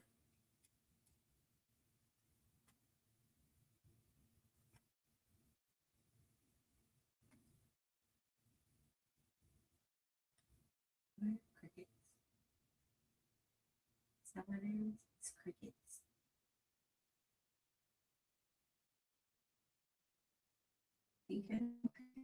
And Davis, what narrative did I have? Hey yo, Afro. Yes, sir. What narrative did I have? I think man classified as an Indian. I said, motherfucker, I was coming from. Oh, I did say that he was from like Saudi Arabia way or something like that. I did say that. I did say that. I did say that. Yeah, I did say that. He was from like the Persia area or whatever like that. But they say they don't know where he from. But yeah, that part I might have been wrong on, but I said that he was classified as American Indian and he was brought over here. And he started going into Mohammedanism and the Islam and all of that, and the Muslim. Yeah, but if we listen to the video, we can clearly deduce that the publishers of the video surmised that he was of West African descent. You know, we can hear that over and over in the video. We can just play the video and see that. Just rewind it. You can rewind it 6 times. Hold up. And they say he was of a West African descent, or they say they didn't know where he was from? They said he was Fulani. Fulani is a group of people. Oh, all right. Hold on. Y'all just said that they kept saying that he was West African. They only said that one time, and they say he was Fulani. Now the brother explained the Fulani could be from the North Africa down to the West African, correct? Yeah, but in order for whoa. Yeah. Did you just explain that, bro, right? I agree with that, bro. But what I'm saying is we can use a little, we can use some, could he really be from we can use deductive logic. If he's Fulani and he ends up on slave ship, most of the slave ships were picking up people from where? West Africa. They even document the ship that he was on. It was called the Elijah. The Elijah was the ship that he was on, a boat that brought him from West Africa to America.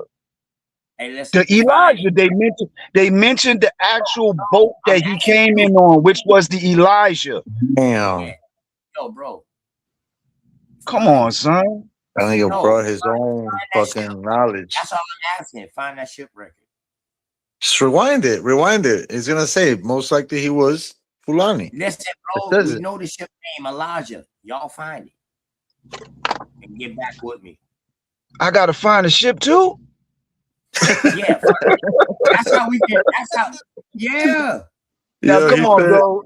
OTK, bro. You died on your source, bro. You just said where did the Indians come from? So then, that shit is you wild. Died on your source, bro. That's what I'm asking, bro. How did He I? spiraled downhill.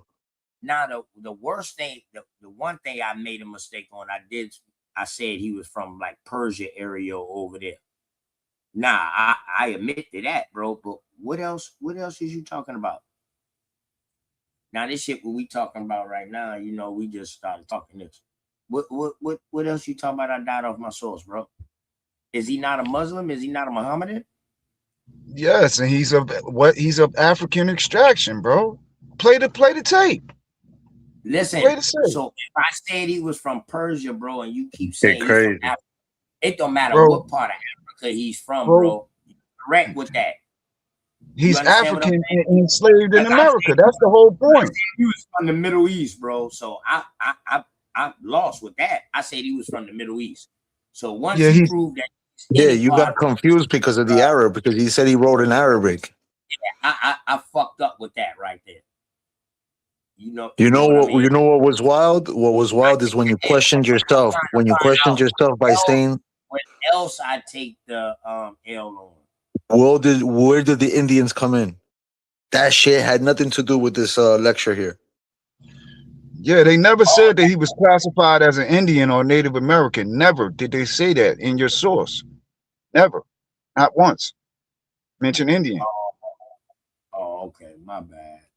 My bad. Did I skip some of the video or no?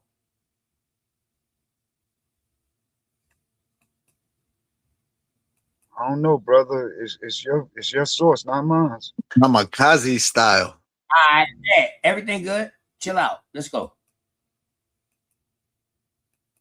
Brooke Beal's widow, she told him it was true.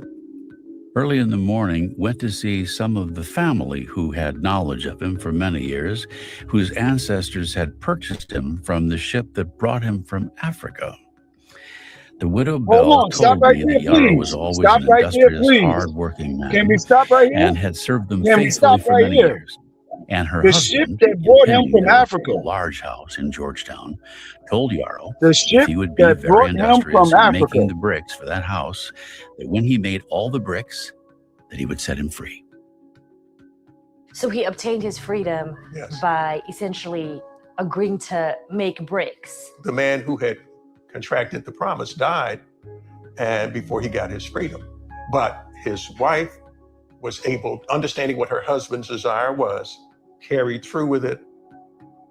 The widow told Yarrow that as he had performed his duty, that she had made the necessary papers to set him free, and now he was made free.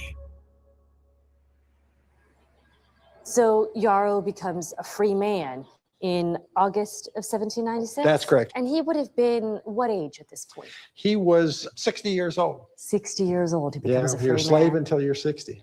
And his life started anew then.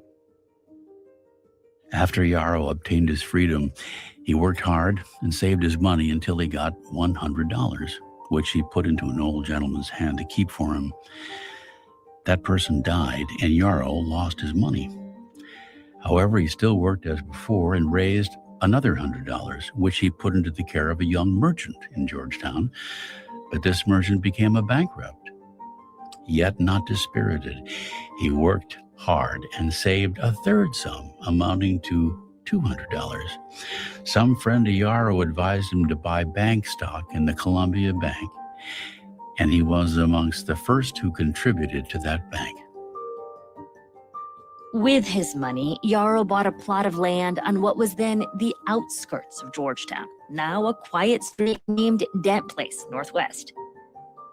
The man who'd arrived from Africa on a slave ship was now a landholder, one of the first Black people of any faith to own land in the DC area in his own name.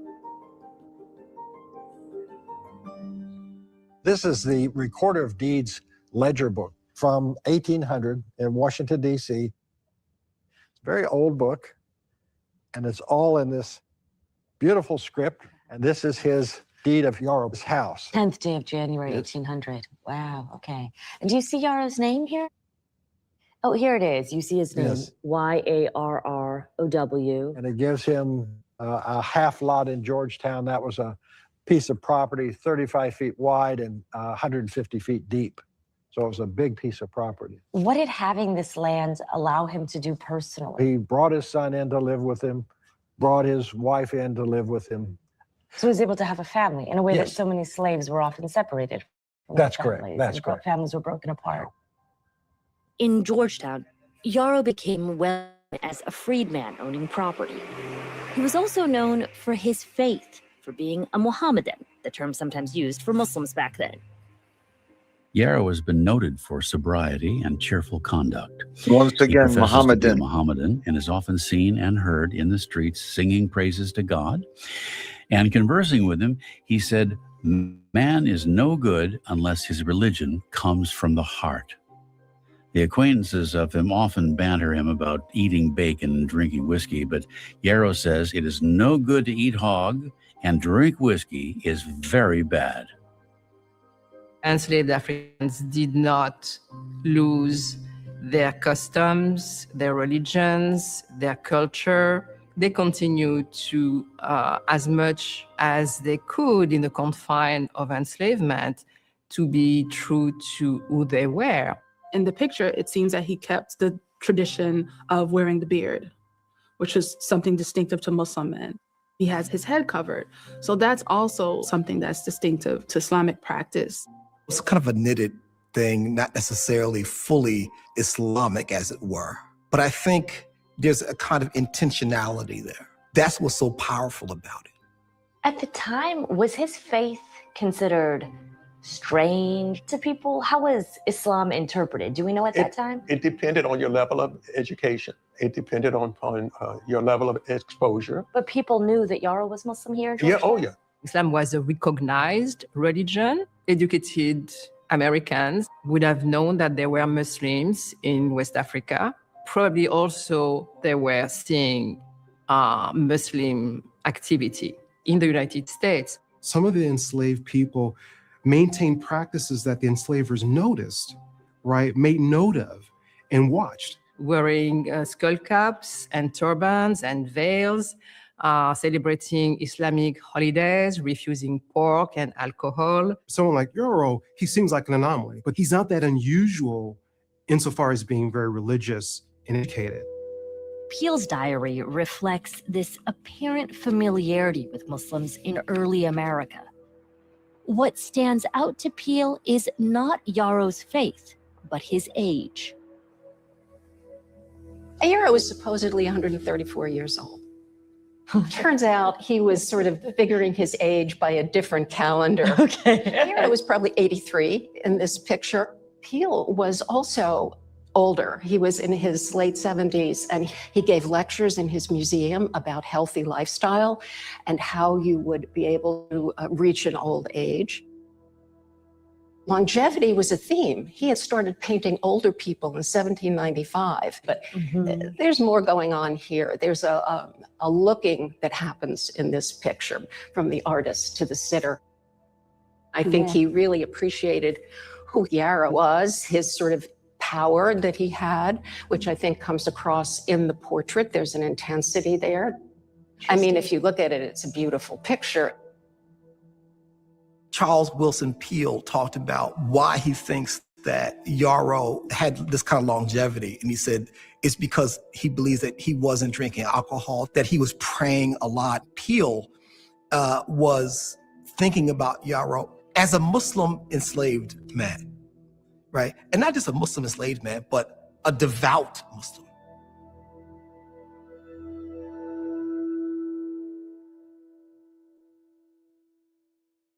Peel spent only 2 days with Yarrow, but Yarrow seems to have made a deep impression on him.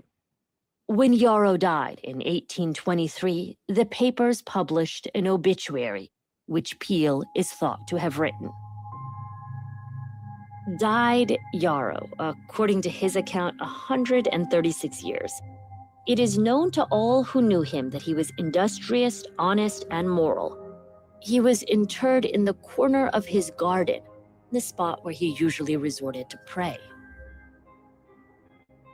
When Yarrow dies, there are multiple obituaries of this. I counted so far 38 up and down the East Coast. Wow. Of a man who was brought here as a slave. Right. right? Right. Why was so much written about him, and why were there so many obituaries? Well, he was 140 years old. So they say. So that's newsworthy. After Yarrow's death, we find his son, Aquila, living 45 miles northwest of Georgetown in Washington County, Maryland. Here, Aquila's wife worked as a midwife and was so popular the community still bears the family name. But there's no evidence the family continued to practice Mamadou Yarrow's faith. After 1865, churches from the north really descended on the south, and there was this Christianization of people. I think that for Muslims who were still living at the time, and their children and grandchildren, there was probably more of an effort to be integrated and be like everybody else. I would see this period as a deep tragedy to enslaved Africans. Enslavers who were writing history thought these people are without intelligence, without a soul. The assumption is that when they came, their gods died. And then they embraced Christianity. They did not acknowledge, did not name those traditions and those practices. And so we've spent the last, say, 50 years trying to undo that kind of historical undertaking and to really figure out who exactly were these people. Because they were there, but we never really studied them, or their writings, or their traditions. The rediscovery of Yarrow's story led archaeologists to Dent Place to excavate the site of Yarrow's house, following the lead in his obituary that he was buried in his backyard. His home wasn't on the site. There was an 1850s house that stood on the site that was destroyed by a hurricane. When we started the project in 2015, it was an empty lot with an extant in-ground pool. Significant redevelopment had removed most traces from Yarrow's time. There was no sign of Yarrow and little evidence of his life. Still, the dig created a unique opportunity, a chance to give Yarrow the Muslim funeral rites, the janazah prayer he was unlikely to have received 200 years earlier. In 2015, the Imam of Masjid Muhammad in Washington, D.C., he led the janazah prayer for Yarrow in that same spot of the yard. And Masjid Muhammad is historically predominantly Black masjid, one of the oldest in Washington, D.C. So it's pretty profound that all these years later, that has some meaning even to the people there. And you led the prayers? Yes, I led the prayer, and that was an honor for me. We did the janazah on the land, on his residence. We know it doesn't serve the official, but as a ceremonial to him, it would probably reach his soul. It was a beautiful event and a way to honor Yarrow and to shed light on Muslims, their history, and their history in America. We inherit his hopes, we inherit his dreams, and that's the connection that we feel for him. Just the beauty of really what it means to be an American, really to embrace the excellence of the life that was here and that is here, and that shows who we are. On Dent Place today, a new house stands on the spot where I had Mamadou... to skip over part of this video, dog. Right in the beginning when they was reading his records, man. Real. Yo, that's what's up, bro. Really nice, man. Documentary, bro. Oh yeah, that's Shout out to you for sharing it, bro. Yeah, the video was fire, man. Shout out to the video, man. For real. One of the first Muslims, dog. One thing about me, I study all religions. I study all. Try to find out who was the first person to come up with the cotton, picking cotton and the process of cotton in the in the fields. It was a Muslim also. No, you find out. Yeah, our people, Black folks that came from West Africa in particular, they had a multitude of skill sets already when Europeans found them. That's why they would often, they would separate. Hold on 1 second, just 1 second. They would separate the people on the boats due to their skill sets. Sometimes that's why you would find the populations mixed on the boat. Because you would want 10 pastoralists, 10 metallurgists, 12 guys that knew how to work with rice, so populations got mixed up a lot of times based on skill sets. They already knew that these Africans from this geography, they dealt in this type of trade and this type of skill set. So they would take those people from those areas with the idea already in mind. Okay, this group is going to go to the plantations where we need pastoralists. This group is going to go to the plantations where we need agriculturalists. This group is going to go to the plantation where we need metallurgists and blacksmiths and things of that nature. And they will collect our people according to skill sets and mixed populations. That's not part of the That's actual facts, bro. Afro, I know you're finding out later that motherfuckers maybe didn't lose their culture. Now we finding out later, but that wasn't part of the transatlantic slave trade story. That story was that they lost all their culture, they lost their languages, they lost everything. You know what's crazy? That they brought Muslims to America. That's how they spread Islam in America. Yep. They brought Islam to Europeans brought Islam in America. Yep. They brought all of them African Muslims in there with all of them skill sets. And the Fulani are a good example because a lot of the Fulani became cowboys because the Fulani were already pastoralists. And even when we look at Fendi, when we look at Gucci, when we look at Chanel, when we look at Manolo Blanc, when we look at the leather that they are sourcing, it is still Fulani cattle. It is Nigerian cattle because they have a way of raising the cattle naturally. They don't keep them in captivity all year round. They let them go out for a part of the year and stretch their muscles. So the leather is a higher quality. But Fendi, Louis Vuitton, Gucci, Manolo Blanc, they're not telling us that they got Fulani leather. But when we research it, they're using Fulani leather to this day. Those are the pastoralists. Those became a lot of the cowboys because they were already familiar with pastoralism. They were already doing mass pastoralism. They knew how to take care of cattle. Bro, you got Yo, shout out to Master OTK, bro, the teacher, Master Teacher OTK. I ain't no fucking teacher. I'm a master student, bro. I always learning.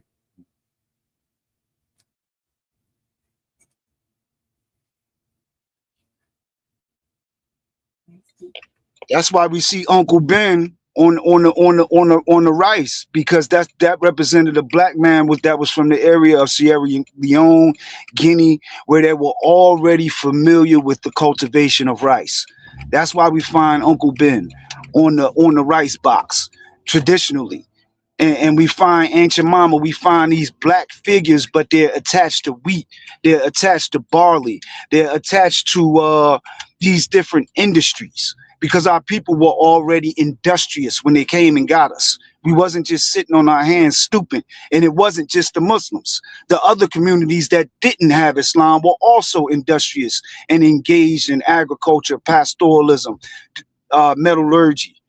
The European knew that.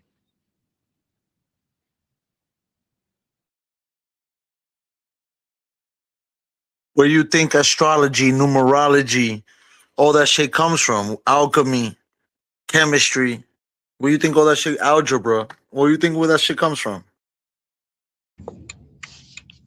Algebra is named after a black Moor. Algebra. There's no way around that. When we look at the scientific words in the white man's lexicon, a lot of them, alanine, chemistry, these are Arabic words. We got to ask ourselves, how did that happen? Because they got what they call their basis of science, that 114 elements, they got that from black men who were speaking Arabic. That's why alanine, amino acids, that's Arabic. Yeah, they don't want to know. They don't want you to know that shit. I don't care what they want to hear. We gotta assess the factual data. What we looking at now, when we look at science, and when we look at these scientific words, the roots are Arabic, because Europeans got introduced to it through black people who were speaking Arabic. Al-Jabril can clearly be demonstrated to have been a black Moorish African coming out of North Africa Bro, with algebra. algorithm. What do you All think of it algorithm? it's Arabic. It's Arabic. The roots are Arabic. That's why you see that over and over again in this European scientific lexicon.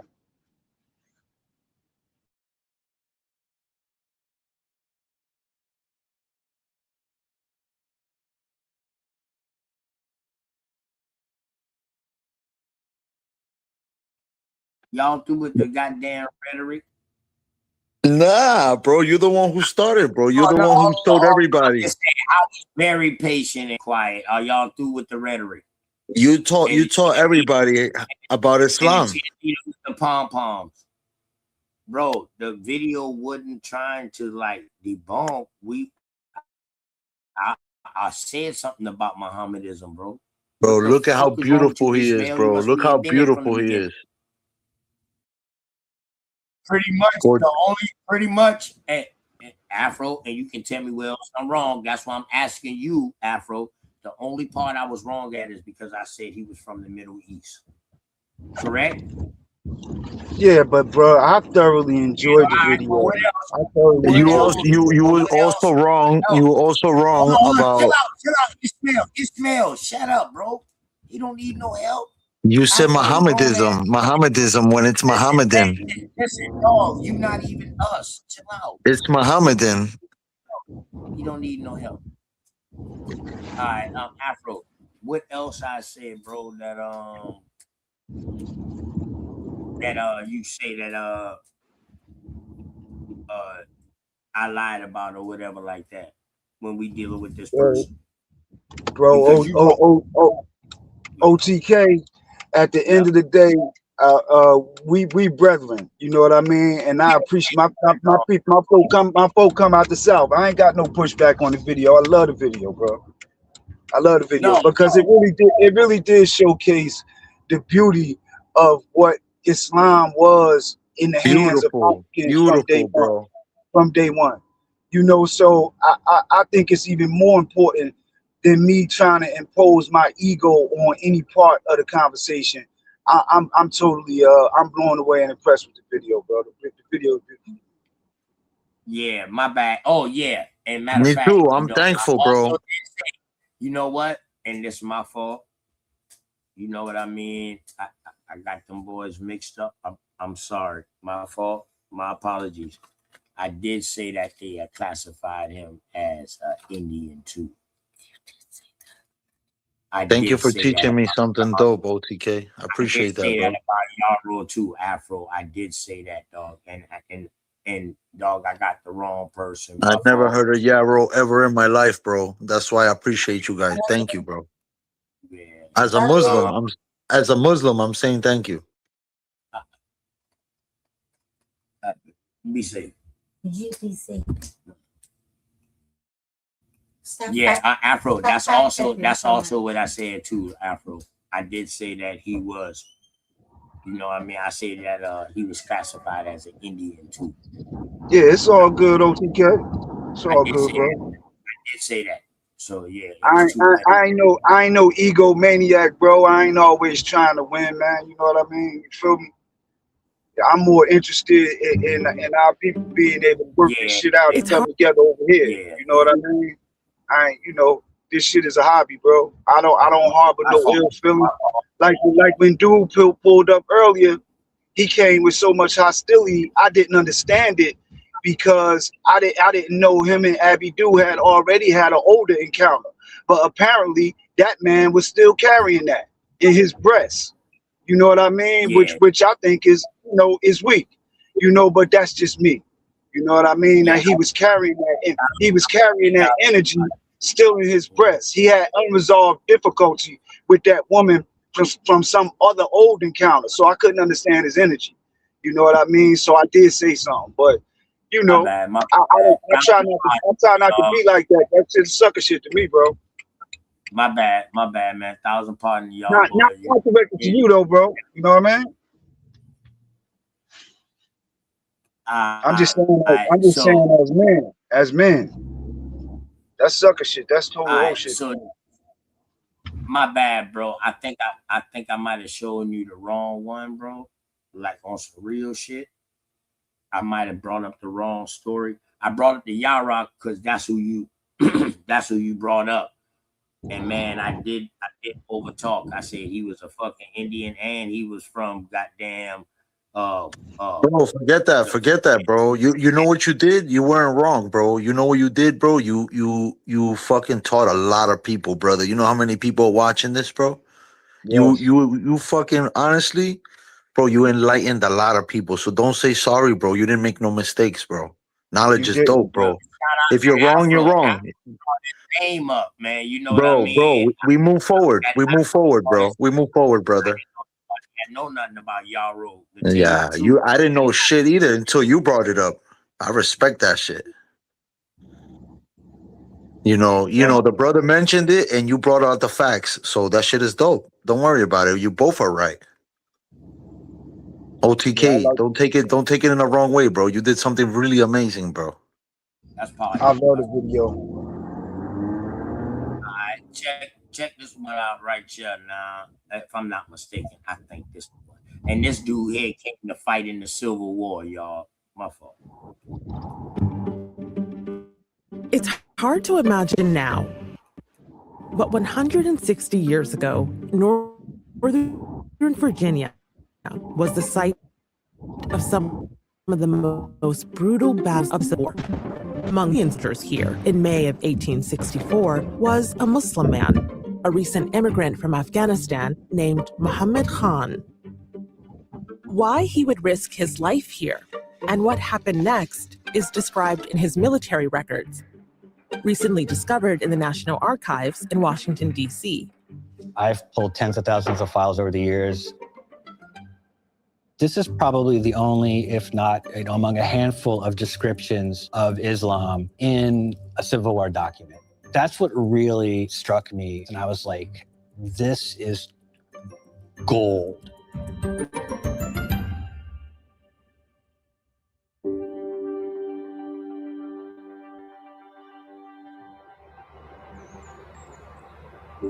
The Civil War was a turning point in American history. It preserved the Union and ended slavery. 3 million men fought. 750,000 died. In November of 1863, Abraham Lincoln came to Gettysburg and delivered his most famous speech. In 2 powerful minutes, he spelled out the meaning behind the sacrifices the war demanded. Lincoln put it all together in the Gettysburg Address. It went down right to the core values of the founding of the nation, that all men are created equal. The Civil War, it was supposed to have decided the fundamental question at the heart of what America was going to be. Guarantee life, liberty, and the pursuit of happiness for all citizens of the United States. Some people might think of the Civil War as a war brother against brother, North and South, but it also had a more global perspective. That had to do with humanity. As a Muslim, I want to know, could it be that people who shared my faith helped bring about this new birth of freedom? That Muslims fought to end slavery too? That's where Private Muhammad Khan comes in. He's part of a story researchers are still piecing together. The details of Khan's eventful life are revealed bit by bit in his application for a pension, 200 pages long. Because of it, we know more about his service than most other soldiers who fought in the conflict. So this is someone interviewing him to determine if he would receive his pension?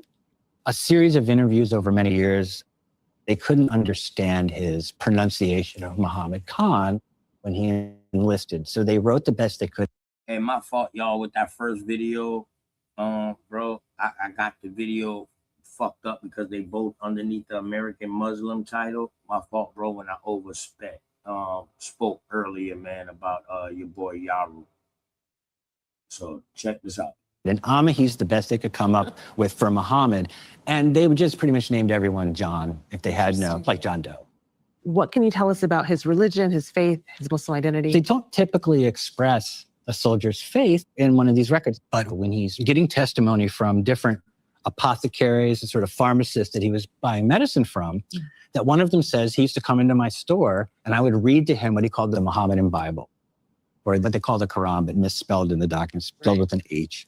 There's the key right there. It's very clear what his faith was. So this man had long black hair, and this witness, from his looks, manners, and general appearance, supposed him to be an American Indian. Uh-oh. So my fault earlier with that first video, y'all. My fault. Afro and y'all boys and man. This is who I was really talking about getting classified as an Indian and in the Civil War, man. 1,000 pardon to y'all boys. Yo, bro, Hey, y'all. excuse me. He's American Indian and a Muslim?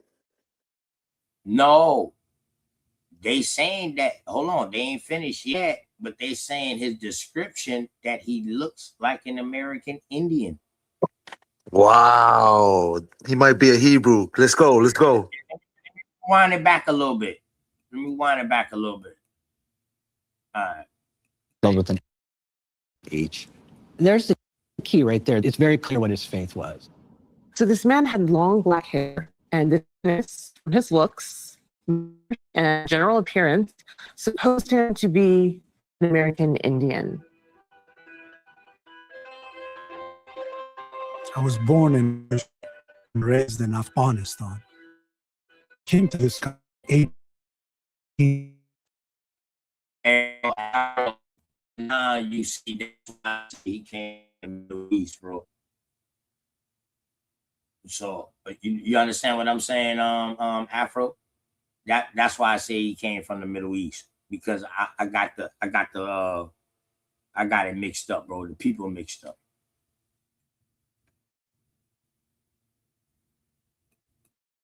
With an American officer, a consul, but I don't remember his name.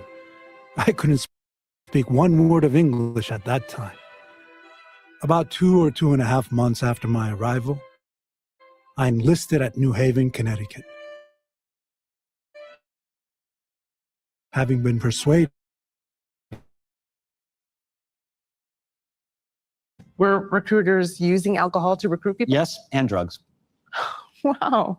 I came across many stories, complaints by soldiers who claiming that these recruiters, runners, they called them, would treat them to drinks at the tavern, and that they were recruited and enlisted against their will.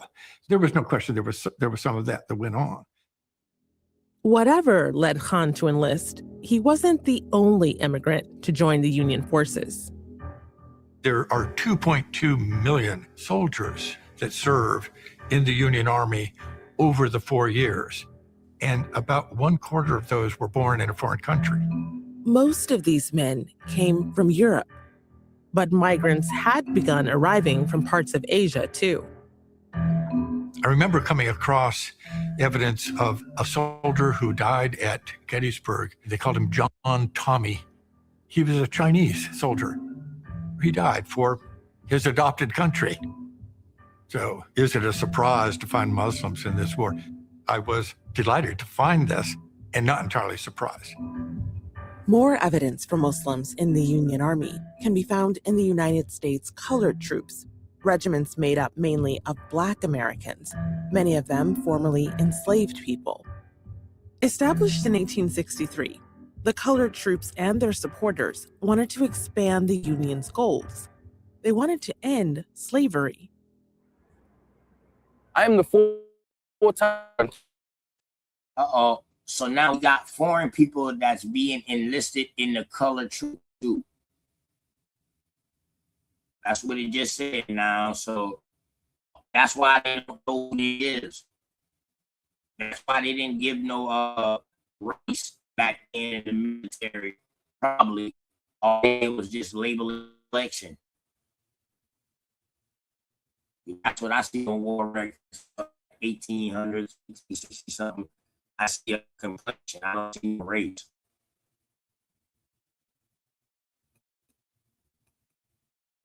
My job here is to share the truth and not history about this lost story about 209,145 Shit, my bad, y'all. men that answer a government's cry for help. The names of every single colored soldier into this wall? Yes, all who have served, including the soldiers from the West Indies, South America, folks of Asian descent. So the rule was if you were non-white, they're going to put you in the Bureau of United States colored soldiers. The whole world was in this rebellion. Given Muhammad Khan's appearance, you might expect to find his name in this memorial. Instead, I find the name of this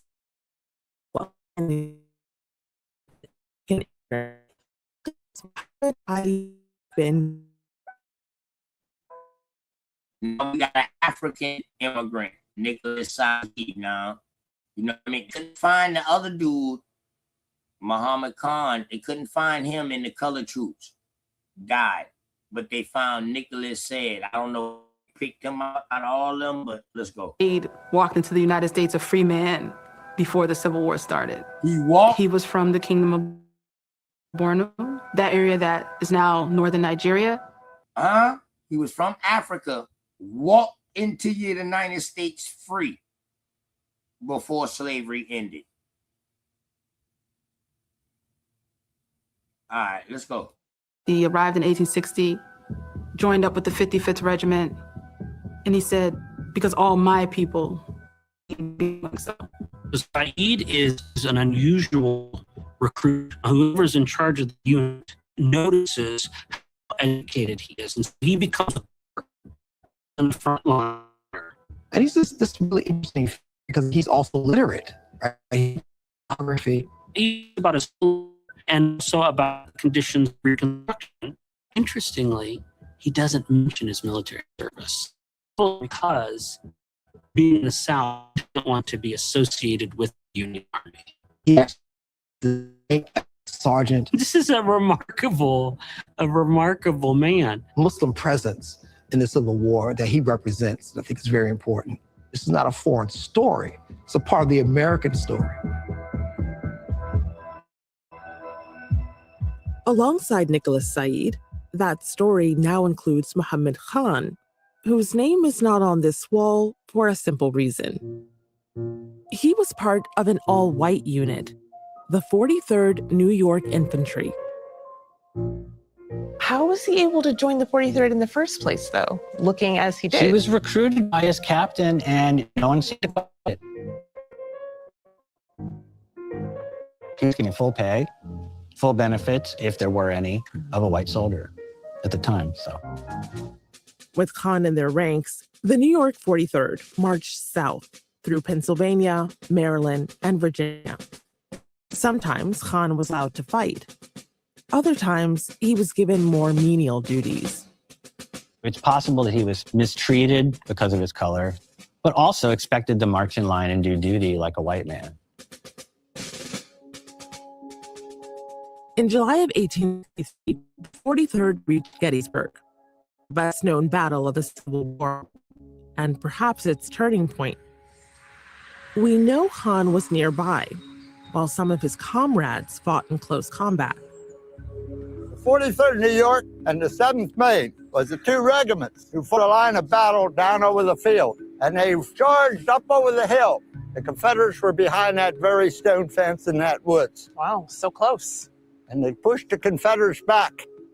43rd New York Infantry held this position from the morning of July 3rd until the close of battle. The 43rd was a very, very hard fighting regiment, and they fought in just about every major battle of the Potomac. There were 5 casualties in the 43rd, 2 of them killed outright, 11 wounded, 4 of them mortally, and 1 captured. So you can't get into his head, but you have seen so many documents. Why do you think Muhammad Khan would fight in war? He knew how to be. He said he knew how to load and fire a musket and quickly was in the ranks marching and doing his duty. He may have felt tricked into enlisting, but he stayed and fought. That was a common path to citizenship and to national identity. This is someone who could have been obscure, could have just come here and maybe lived some years, gone back maybe. This is a man who agreed to be right in the thick of the fight. Once he got in, I think he understood the stakes, and he went for it. Could have run away or really escaped at any time. He did stick around for some reason, and it may have been because he felt morally and ethically obligated to see it through. As a Muslim, Khan may have been inspired by traditional Islamic teachings about slavery. These urged Muslims to treat enslaved people with dignity and work for their freedom. At the National Archives in College Park, Maryland, there's evidence that Muslim attempts to end slavery in the U.S. extended beyond our shores. A lot of the American consulate in Tunis, North Africa, date back to 1864. It contained translation of a letter from a prominent Tunisian official, Major General Hussein. Tunis, an autonomous Ottoman empire, had abolished for 20 years earlier the moral principles of Islam. This letter, Major General Hussein urged Americans to end slavery too. O inhabitants of America, since God has permitted you to enjoy full personal liberty and to manage your civil and political affairs yourselves, while many other people are deprived of such distinguished privileges and blessings, it would not tarnish the luster of your crown to grant to your slaves as an act of gratitude for the favors God has bestowed on you, such civil rights as are not denied to the humblest and meanest of your citizens. Humanity invites you to eradicate from your Constitution all that can give countenance to the principle of slavery. Strong words. We look at the letter from Hussein Pasha. He doesn't mention white and black. He mentions the human being. It says the Quran and the experiences of Muslims with slavery. He was upholding these ideas of liberty and emancipation that I think most of us think are kind of the intellectual property of the West. When the American consul in Tunis received General Hussein's letter, he sent it to the Secretary of State in Washington, D.C. He also sent a copy to a leading advocate for abolition, Senator Charles Sumner. He's helping give ammunition to Sumner in his fight for abolition in the United States. Oh, absolutely. I think that's reflected in when he says, you will have strong support to the principles which you have for years set forth and defended. This is clearly something that he believed Sumner can use to his advantage in arguing against slavery. Sumner was grateful to Major General Hussein, according to the American consul's papers. That's not surprising. Here in the U.S. Capitol, Sumner was known for referring to Islam in his arguments for abolition, especially in his famous Barbarism of Slavery speech from 1860. In it, Sumner criticized Southern slaveholders, contrasting their treatment of enslaved people with traditional Islamic approaches. He was quoting the Quran to the level that this was actually reported in the New York Times. The speech was published in full. As diplomats and politicians with their war of word, continued on the. For Muhammad Khan, this meant more fighting, and not just against Confederate forces. A few days after his, Khan found himself in nearby Hagerstown, where the parents, a group of soldiers, mistook him for a runaway slave. Just as I was arrested by a guard and taken to the provost marshal's headquarters, where there were a large number of colored men. This guard arrested all black men there. I said that I was a regularly enlisted soldier of the 43rd New York and asked to be sent to my regiment. This I explained to them as well as I could in my broken English, but they wouldn't believe me. They said he was a contraband slave, meaning that he was an escaped slave, that he was not eligible for service and that he was lying, so they arrested him. Khan was sent to a contraband camp in Philadelphia, one of many such camps set up for enslaved people fleeing the South. But from the front line. He spends months in Philadelphia trying to find his company, right? Looking for his fellow soldiers. At the time, news came about the fighting in the wilderness. I was around Depot. As I was very anxious to join my company, I jumped aboard a train just as it started and went with it without asking permission of anyone to get aboard. I landed in Washington. He gets off the train and he walks with us from D.C. to Virginia. And finally, he finds his company. His company was engaged in brutal fighting, waged across Virginia's Spotsylvania County. Khan would not survive unscathed here for long.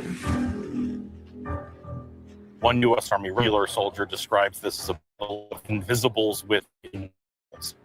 Snarled, ugly, scurvy, bushy mess. Black could clearly battle fairly in the open. Fighting in dense forage like this is almost impossible to see at all. Not only do you not know where the enemies at the time, a lot of times you don't know where you are. So it sounds like heavy casualties. Heavy casualties.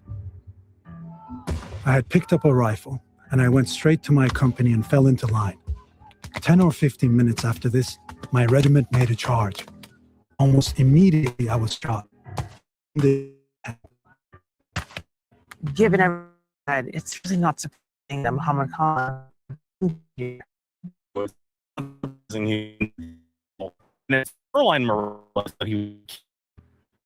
So Khan was so severe that he spent on recuperating in a hospital. But in 1865, Muhammad Khan rejoined again. He comrades as a sharpshooter until the end of the war. That came in April of 1865, and with it, rapid change, despite Lincoln's assassination. I think that Reconstruction was actually a huge achievement. I mean, first of all, it was total. It was immediate. And it very quickly passed 3 major constitutional amendments. 13th Amendment abolishes slavery. The 14th guarantees equal protection under law for all, and the 15th guarantees voting rights for men, regardless of national origin. The writing of the 13th and 14th and 15th Amendments really intended to solve the problems at the heart of America. It didn't turn out that way. For Muhammad Khan, the war was over, but a new challenge had begun to build his life as a civilian. By this time, his wife had arrived from South Asia, and Khan tried to make a living as a peddler, selling beads, baskets, and herb money. All the while, the wounds received for his fight.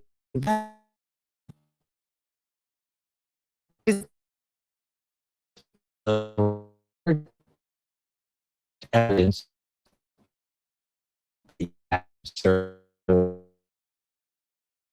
were sick and deserved a pension, or you needed a lot of testimony. He could produce neither. He went through a lot of hassle getting this one. So he talked to the pension office, talked to congressmen. He lived in the District of Columbia, so he was in the halls of Congress, knocking on doors, asking for favors, getting assistance.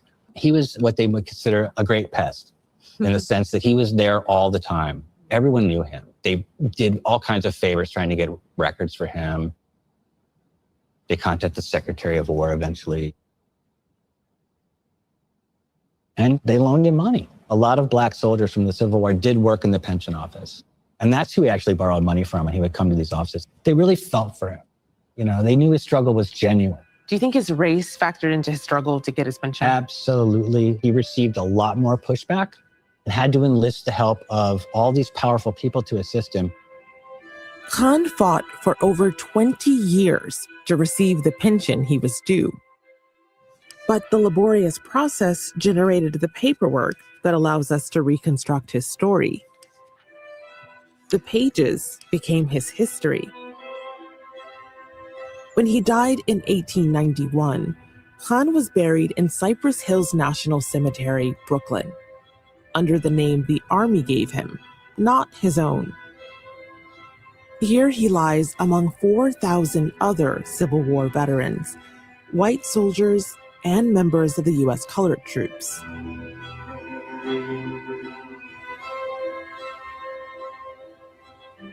I'm getting goosebumps knowing that we're close. 5,009.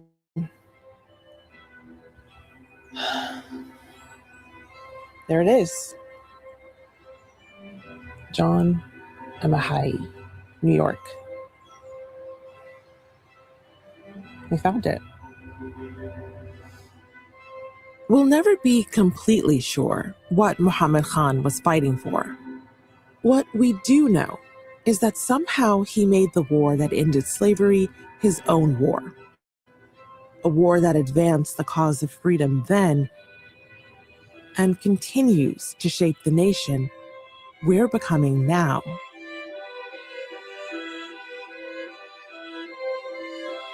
Yeah, that's a dope ass story, bro. I can't wait for my kids to come over so I can teach them, bro.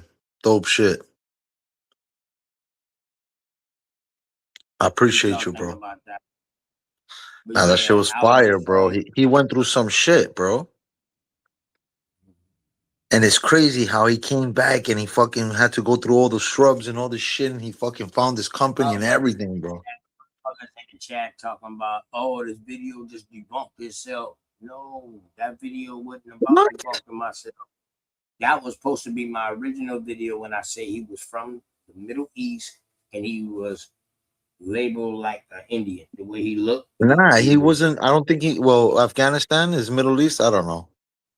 No, they had say Persia. They had say Persia. Nah, he said they said Afghanistan.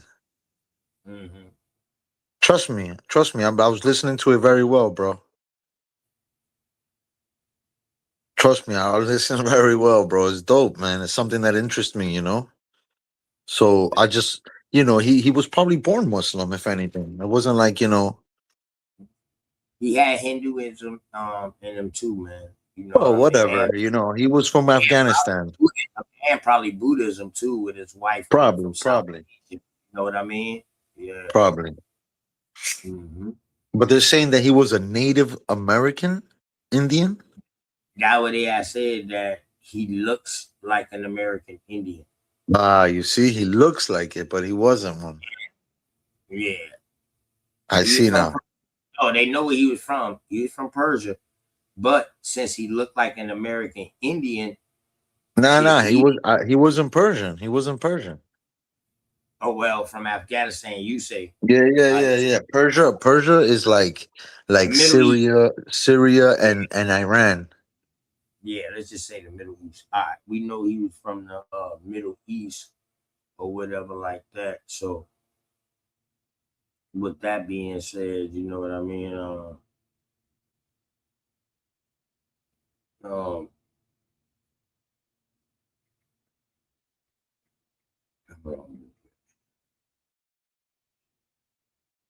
Yeah, with him being from the Middle East, we really from Afghanistan or Persia. You know what I mean? That's what they said though. He looks like an American Indian. And then he wasn't classified up underneath the colored troops, which he was in the colored regiment. And then he went on, his sergeant to his captain or whatever took him into the white regiment. Yo, this the crazy shit. There. The craziest shit ever is that he was educated. They mistaken him for a runaway slave because he was like a dark Indian dude. Right. When that shit is fucked up, bro. You know how many people have gone through shit like that, bro? That they've mistaken him. Yo, bro, that shit is fucked up, bro. That's what happens, bro. There's dark everything, bro. And damn, what a fucking story. How he got on the train. You know what I'm saying? Nobody said anything to him. He walked from Washington, D.C. to Virginia. To Virginia. Yo, bro, fire fucking story, kid. I can't wait for my Fire. children to come through so I could teach them stories, bro. It's Ramadan, my nigga. You put two gems out there for the fucking world, bro. I love American history, bro. I tell you Respect. what's bad, bro. And I ain't gonna say all American Indians was good. Bro, I They like all was. knowledge, bro. I like all knowledge, especially if it has to do with like Muslims, bro. Even doper. I love that shit, bro. Amazing, bro. Amazing videos, bro. That's a stupid, yo, bro. The second video you put was another dope video, just as dope as the first one. Would you call these people Moors, or would you just call them, because they both reading? One is a Mohammedan in the first video. Nah. More is more like African Muslim. Bible or the Quran. Nah. More is more from Africa. They more, yeah. So you would say the first dude that was from More Africa. More is Moroccan.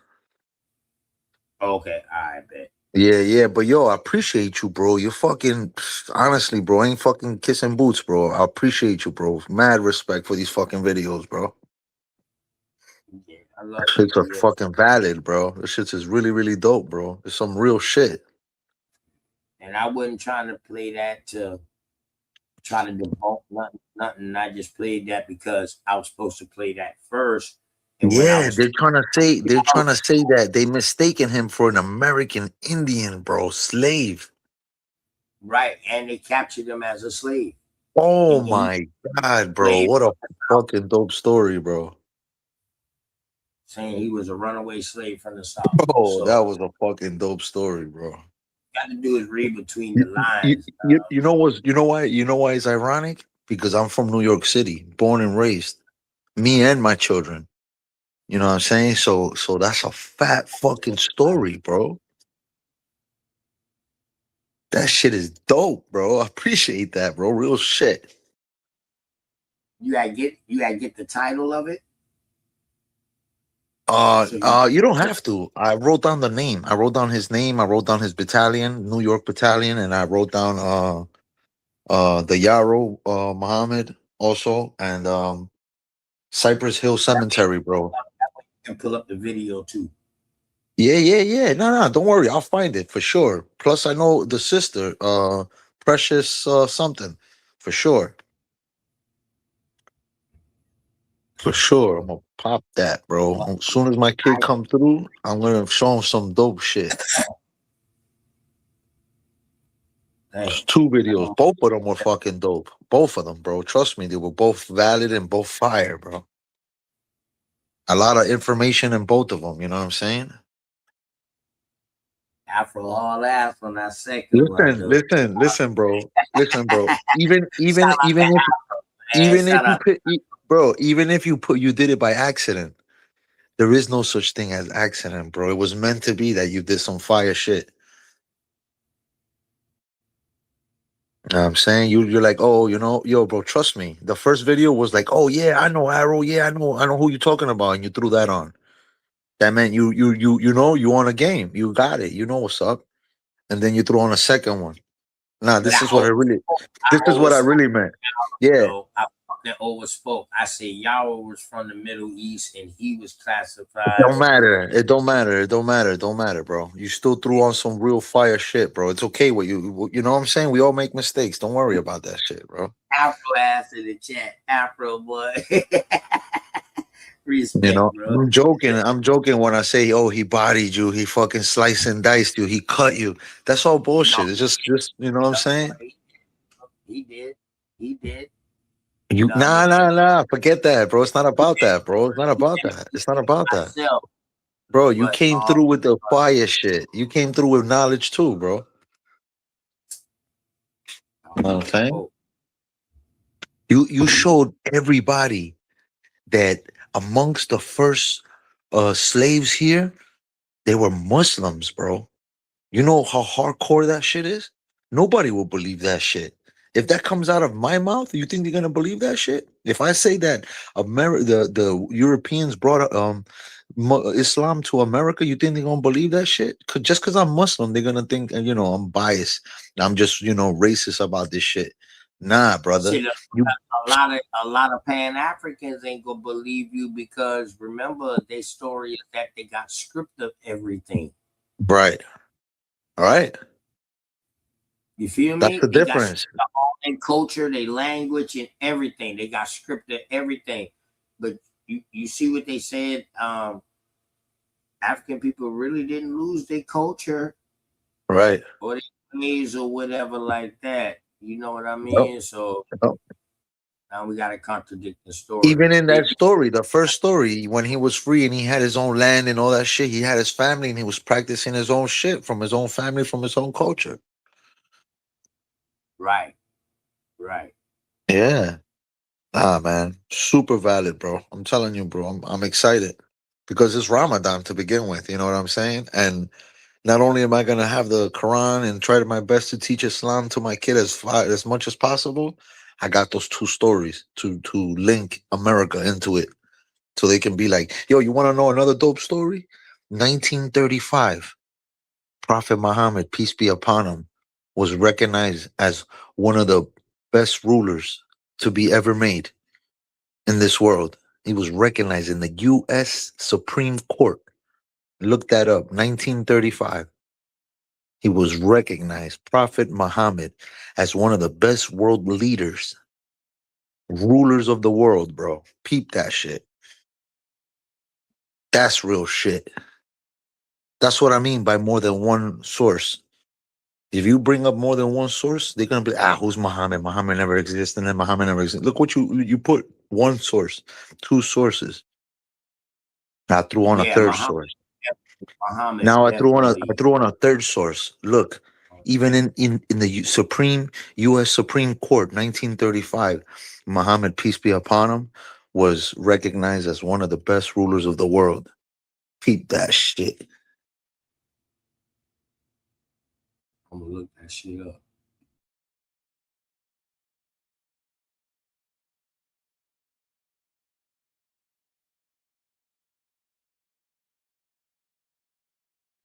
Yeah, man. So KOK, my apologies. Afro, my apologies again.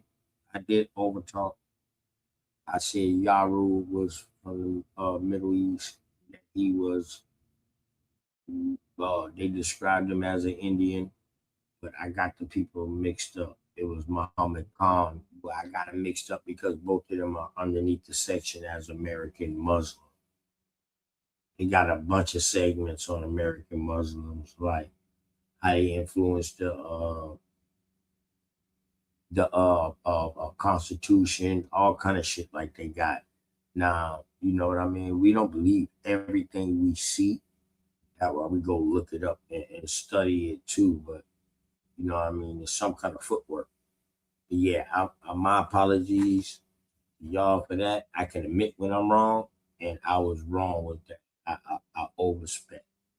You know, yeah. But that's why I had to show y'all that second video to show y'all that what I was talking about. This brother Yo, right here. I want to give you guys one thing that's really dope while we at this topic. I want you guys to all look up what is the golden mean of the entire world. Check that out. The Fibonacci sequence of the entire world. Peep that shit. What is the golden mean of the entire world? Don't be afraid, guys. It's time to learn.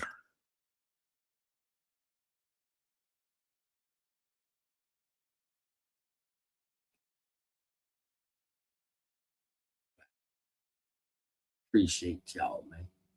Learn something new every fucking day. You know what I mean? Oh,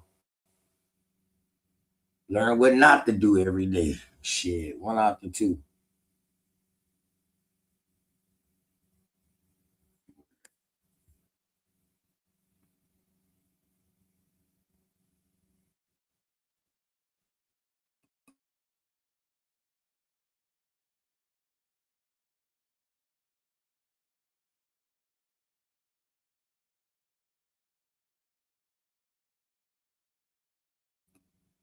y'all want me to put fire on? Put more fire on. Yo, shout out to Afro, man. Real talk, bro. Real shit. Not for nothing. OTK, much respect, bro. Both of yous, bro. Dope. It's not about anything, you know. Nobody's better than nobody. We all students, like we all claim. And knowledge is key, bro. Real shit. Mathematics, baby.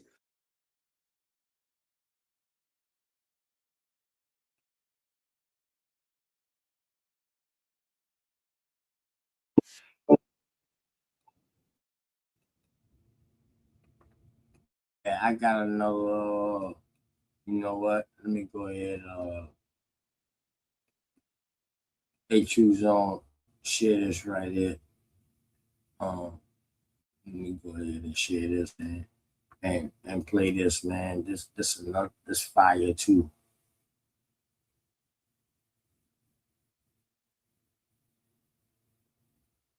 This fire right here too. Keep it.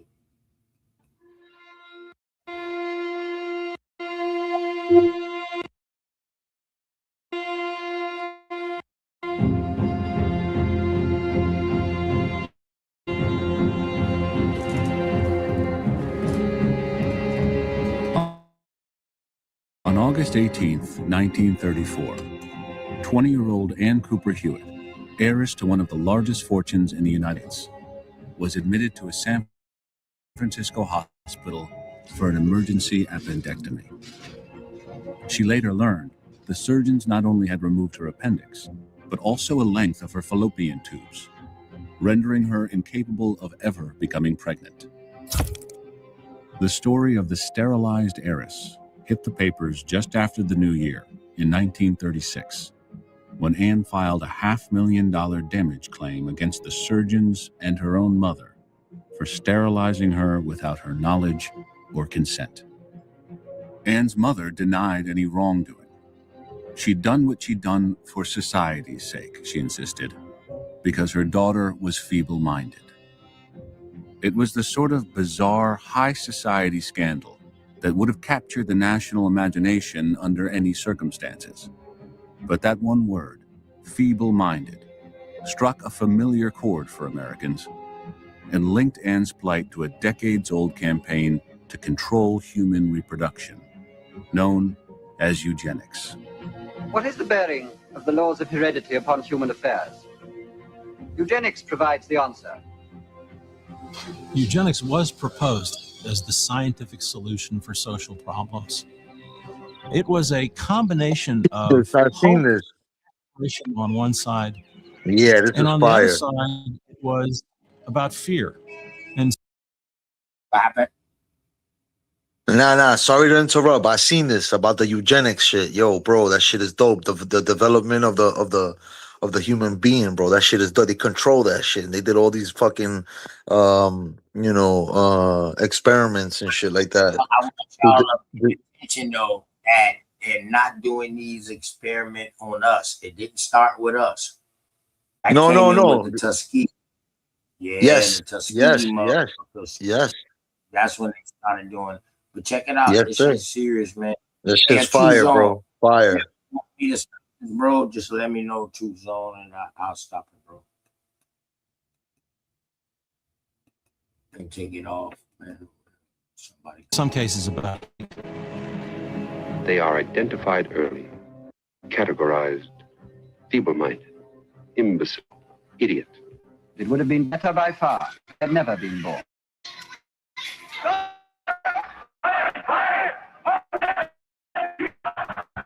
Tend to think that eugenics was originated with the Nazis, that was grounded in wild claims that were outside the scientific mainstream.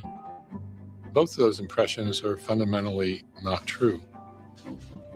It was almost a mania that sort of swept through the country, and there was that kind of naive, optimistic vision of eugenics, like, hey, let's all get together, make better people. The eugenics movement was about having healthy children, about having a stronger society. There's nothing wrong with that. You have to look at the underbelly of what was implemented in the name of eugenics to see what was so problematic about it. At Liberty Mutual, we believe progress happens when people feel secure. That's why we exist to help people embrace today and pursue tomorrow. Liberty, liberty, liberty, liberty. Liberty Mutual Insurance is a proud sponsor of American Experience. Yep, the golden ratio. That's the golden mean. Exactly, the Fibonacci sequence, the golden ratio of the entire world.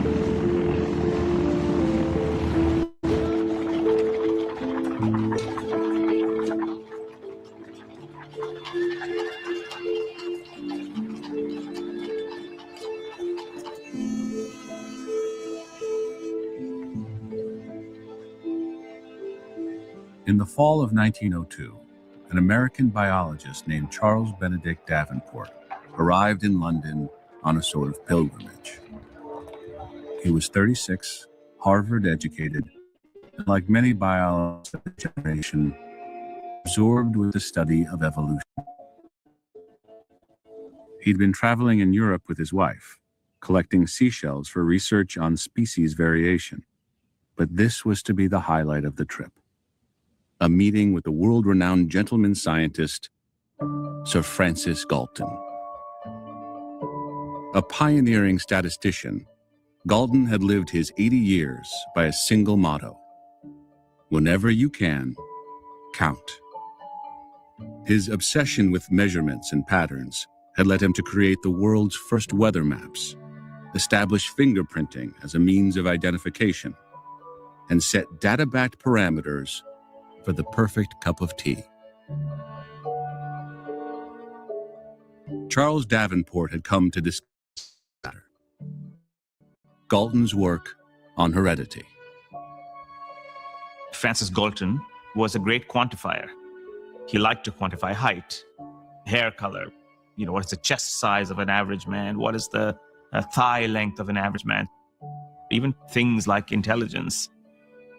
Galton had a theory that talent, as he called it, what we would call intelligence, seemed to run in families. And so it quickly occurred to him, if we can get people with high talent to mate with each other, prevent people with low talent from mating with each other, we will, within a few generations, create this race of supermen. The words, your IQ test. Francis Galton was borrowing ideas and kind of riffing off of the work of his half-cousin, Charles Darwin.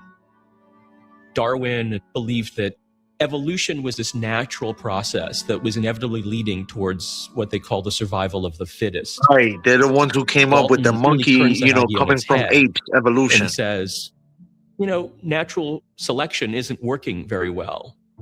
We need to do a form of selection. We need to intervene. To name the effort, Galton had coined the term eugenics, a hybrid derived from two Greek words, meaning well and born. Charles Davenport believed, as Galton did, that selective breeding could transform the human race. What was needed was a scientific understanding of how heredity actually worked. And over dinner at Galton's home, Davenport declared his intention to get to the bottom of it. Davenport said, I'm going to create a new kind of institution, a station for experimental evolution. Not Darwinian natural selection that you just go out and observe, but can we figure out how inheritance works? Can we do experiments and find the patterns of heredity?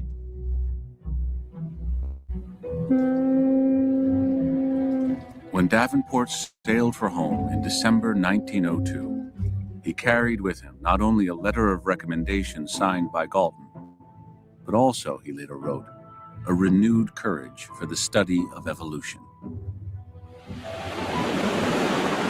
Davenport and Galton really did imagine that the idea of improving human heredity was of almost religious significance, of profound moral importance. They also believed they were qualified to breed a better race because they believed that they were the best and the brightest.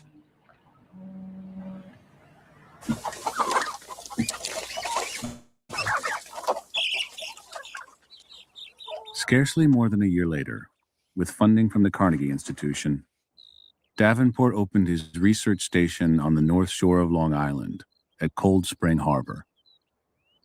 Situated on 10 acres along Oyster Bay, the place had been purpose-built for the breeding and analyzing of plants and animals, complete with sprawling garden plots, an aviary, and a half-dozen tidy enclosures housing chickens, goats, and sheep.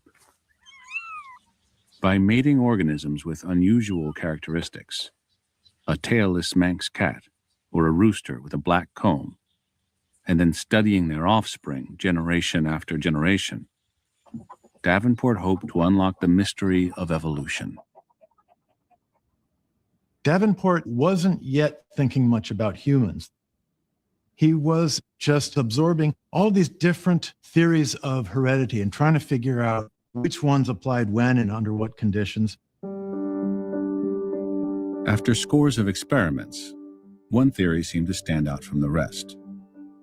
The recently discovered work of an Austrian monk named Gregor Mendel, who'd spent a decade in the mid-19th century experimenting with peas. Mendel learned that there was a pattern to how pea plants pass down certain traits. And you could come up with certain ratios to predict how likely it was that a pea plant would look one way or another. Davenport took that and ran with it. He goes about breeding all kinds of animals, and in trait after trait, he seems to find the Mendelian ratio. Suddenly, they're beginning to see a mathematical, scientific explanation for things that had been merely conjectural before. It's becoming obvious that, in fact, there are these things called genes. These units are being transmitted from parents to their offspring, and they're giving rise to physical traits.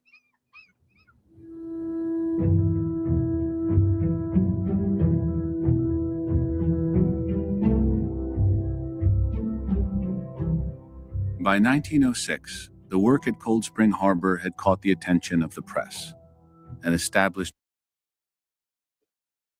Keep playing this or what?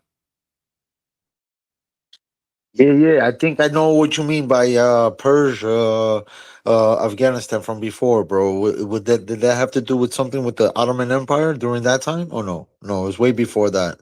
I see where the brother on the chat said that Afghanistan was part of Persia in the BC 500 something. I don't know BC, so I guess that was right. Yeah, I say the Middle East anyway. Yeah. No, it's all good. It's the same thing. I mean, but Persians are I don't think they're considered Arab. Keep playing The Persians are the Assyrians. Yeah, the Assyrians. The Arabs are the Babylonians. And then you got at different times they was different people. Sumerians. I think they all the same people. They was just ruled by different times by different names. You could say that. I think they all like family or something, but you know what I mean? Yeah. Absolutely. All the same people from same, but yeah, different tribes, different places, but all related at the end of the, somewhere they're related. Right. And just who always, you know what I mean? So if somewhere down the line we're related, that means we're related to the Edomite. You see, I don't think that y'all ain't. I'm just saying you have to be careful, Ak. Yeah, I mean, not me. It all started from, not me. Do you agree that it all started from Abraham? Absolutely. I mean, we're related. That's what I'm saying. We're related, but it's not the same bloodline. Right. And that's a done deal because if everything started with Abraham. Yeah. His two sons are the progenitors. Absolutely. So what are we gonna say? What are we gonna say? With distant cousins? Yeah. Pretty much. But all Abraham grandkids, per se.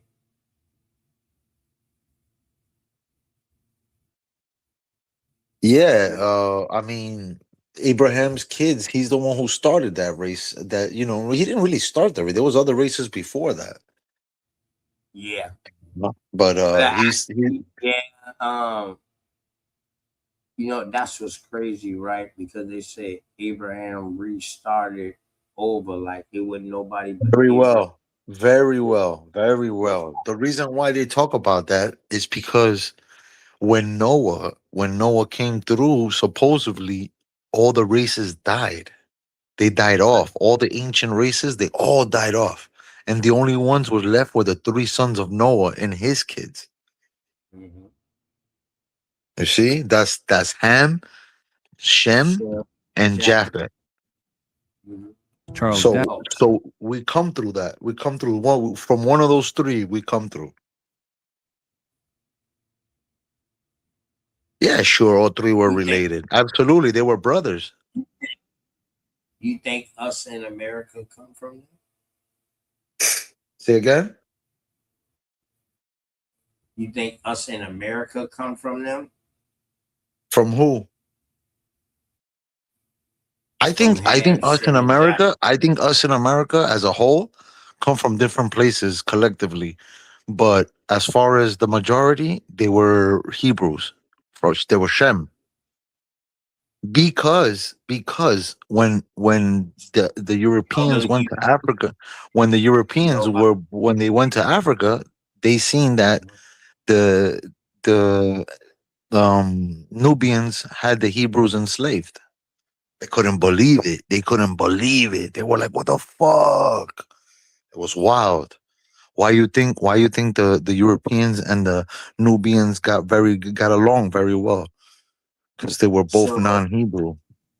so Even the Arabs you are don't think cousins with the Hebrews. you don't think people was already over here in America? Yeah, absolutely. There was so many different times of different expulsions, and not all of it had to do with slave tradings and slave times and slave What makes you slave trade. over there, There over was here? there was times where God dispersed people and threw them all over the world in different parts of the world. You know what I'm saying? It was not specifically slave trade that actually threw people around the world. So you're not talking about the scattered throughout all four corners. Yeah, yes, I am. 12 springs, 12 water springs. They all knew where they were. Yes, that's exactly what I'm talking about, fam. Those were all Hebrews. That's a There was not a single Nubian amongst them. See that? I appreciate you, amongst OTK. You catching up. I mean, not that you catching up, but you probably know more than me. it wouldn't no Nubian amongst who? That's the difference between the stories of everything else. Of course, there was people here before. I believe it. 1492 is when they started bringing in the Latinos in, and they spread it out amongst like the Americas. But the natives, they were already here. You had the natives from South America, Central America. They were all here. They were all from all different places. That's a different dispersed from a different time. But they all Hebrews. See that? Yeah, I understand what you're saying. Even if they're American Indian, they're considered Hebrews. No, It's just I a don't. different tribe. Yeah, it's a different tribe.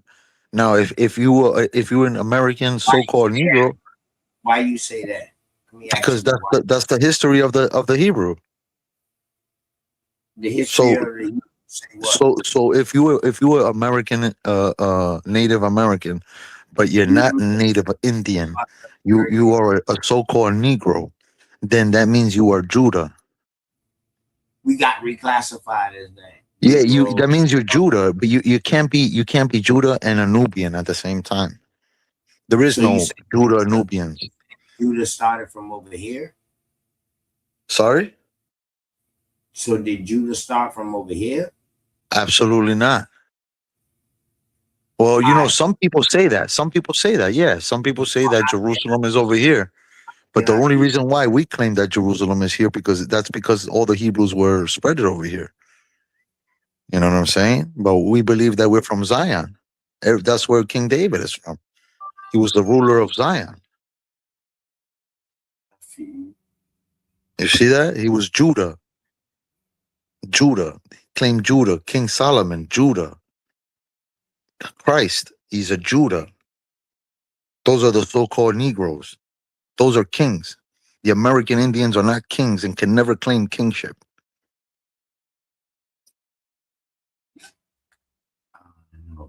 That's the difference between Judah and the rest, and Levi and Benjamin, the three so-called black kings of the Hebrews.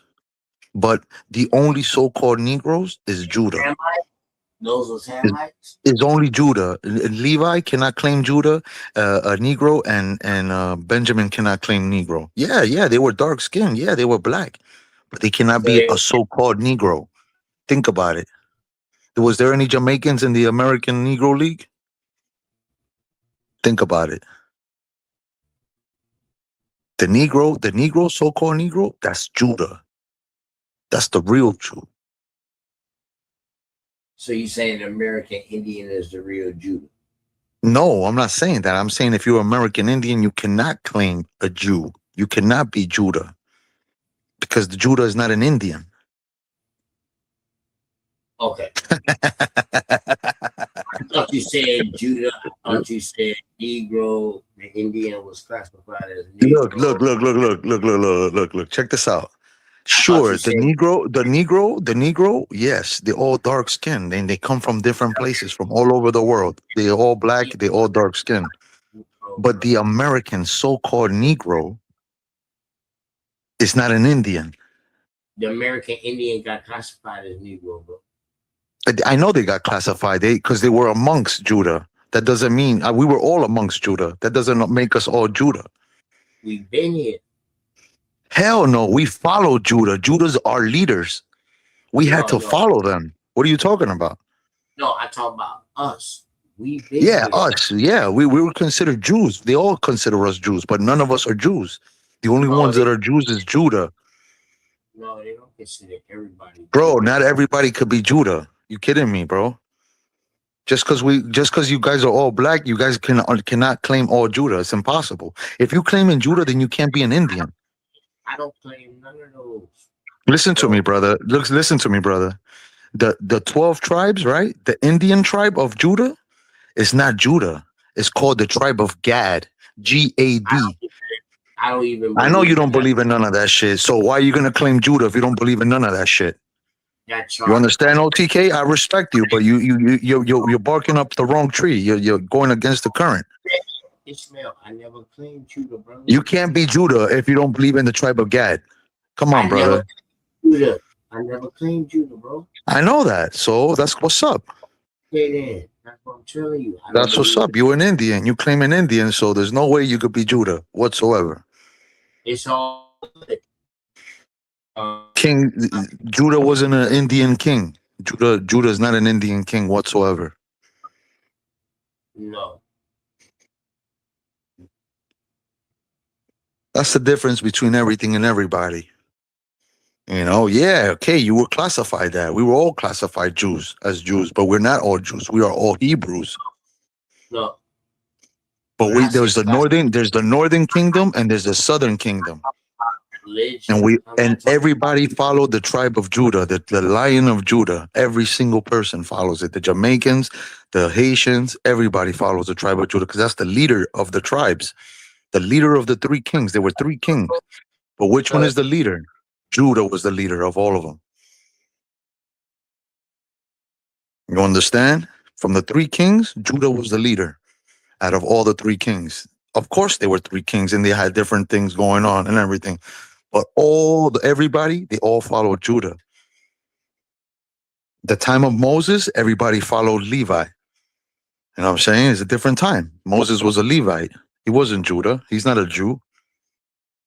Understand?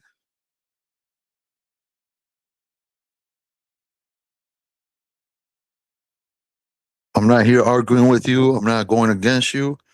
I'm respecting you, bro. I respect your value, your thoughts, your beliefs, all that shit, bro. You're dope. Those questions you're asking are fucking amazing. It helps you, it helps me, and it helps everybody listening to want to go through some homework and check it out and connect the dots and see how it works. It's fine. If you don't believe it and you don't agree with it, that's cool, man. We all good on that. I'm not forcing anything against you, but if you want to know the story and history, that's what it is. All the Native American Indians from America, Black American Indians, all the head tribe is the tribe of Gad. They all follow under that. You know what I'm saying? There's some that claim something else. Like French, they claim like, you know, other shit. You know? But the main father tribe of the American Indians is the tribe of Gad, Gad. They weren't kings. Everybody was priest. The only three kings was Benjamin, Judah, and Levi. Everything else was priest. Not all of them were kings. Not all of them can claim kings. Yeah, they were Hebrews. All related. The native Indians of America, the native Black Americans, and the Latinos are all related in one. It's part of the Hebrew nation. That is Judah. Judah is the ruler, the main ruler, the top dog of all of them. Why you think they were the most persecuted as everyone? See, Levi are the Haitians. They have a flag. They have, you know, they got a country where they could go back. All their families are Haitian. Benjamin from the Caribbean islands. Everybody got a flag. Caribbean islands. Judah. What's Judah? Think about it. The most persecuted. Hard body. More than the Palestinians, more than anybody. You know what I'm saying? The thing is, the difference between the both, that the Palestinians are fighting for their shit. They die in battle. The other ones, you know, they decided to go with the scriptures and say, yeah, we're going to be in captivity. Let's just go, you know, willingly. They didn't get together and fight together. But if you recollect it and acknowledge you know, connect the dots, bro. That's why they try to confuse you guys and get you guys all fucking mixed up. So you can fight amongst yourselves and not know who you are. But once you know that you have king blood, it's over, bro. It's a game changer. You can't be thinking like a fucking savage.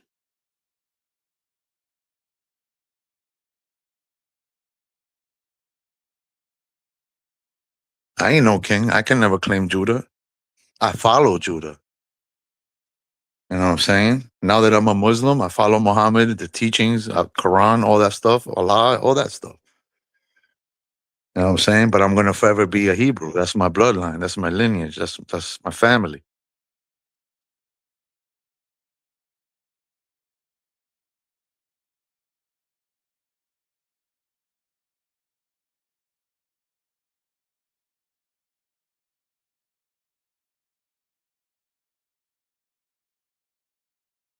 OTK, respect, brother. Mad love, bro. You came through heavy, bro.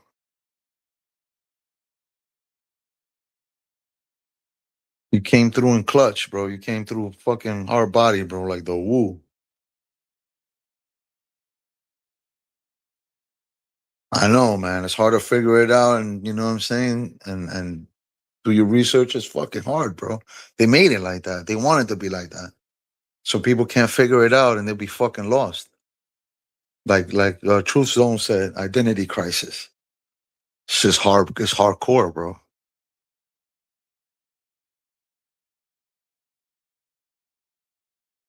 Oh, you got. I mean, it's all right. Just think about it. Think about it.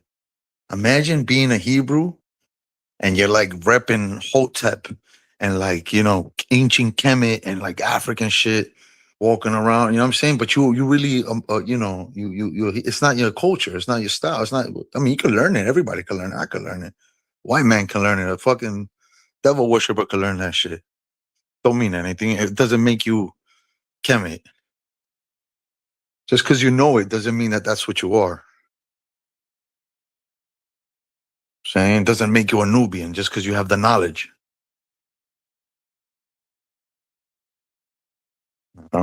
You either a Nubian, you either this, you are that. That's it. You want to say before? Yeah, you're an alien. Be whatever the fuck you want, bro. We're in America, right?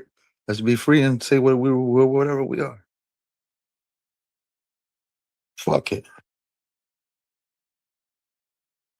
Everybody's human. Everybody has to be, you know what I'm saying, respectful to everybody. Everybody's life matters. So that's the most important thing. Be good to your neighbors. Sure, we don't fucking agree with everything. But never stop learning, never stop researching, never stop finding out. Even if you never find out, you die fucking searching, bro. You good.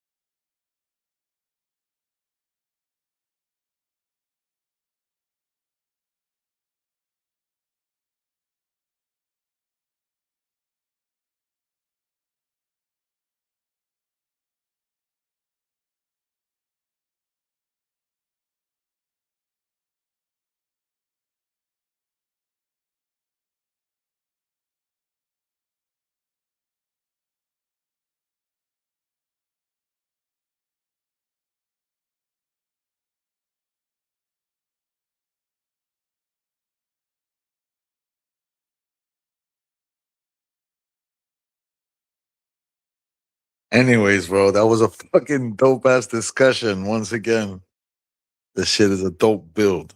Excellent, beautiful build. Very beneficial knowledge.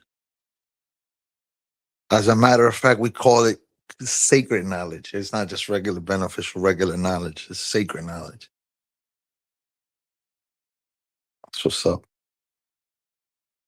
Get it where you can, you know what I'm saying? Some people get it in jail. Some people could get it online. Some people get it at home and growing up. Get it how you can, man.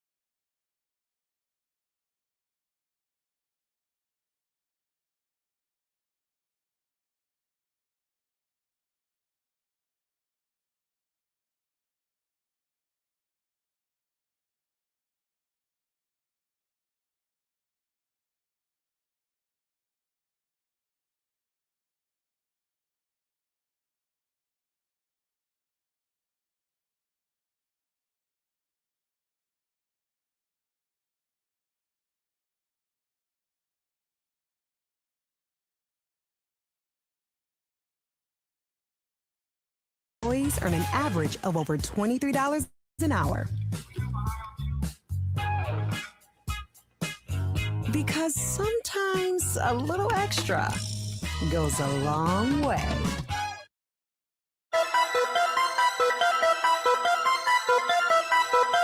Turn up.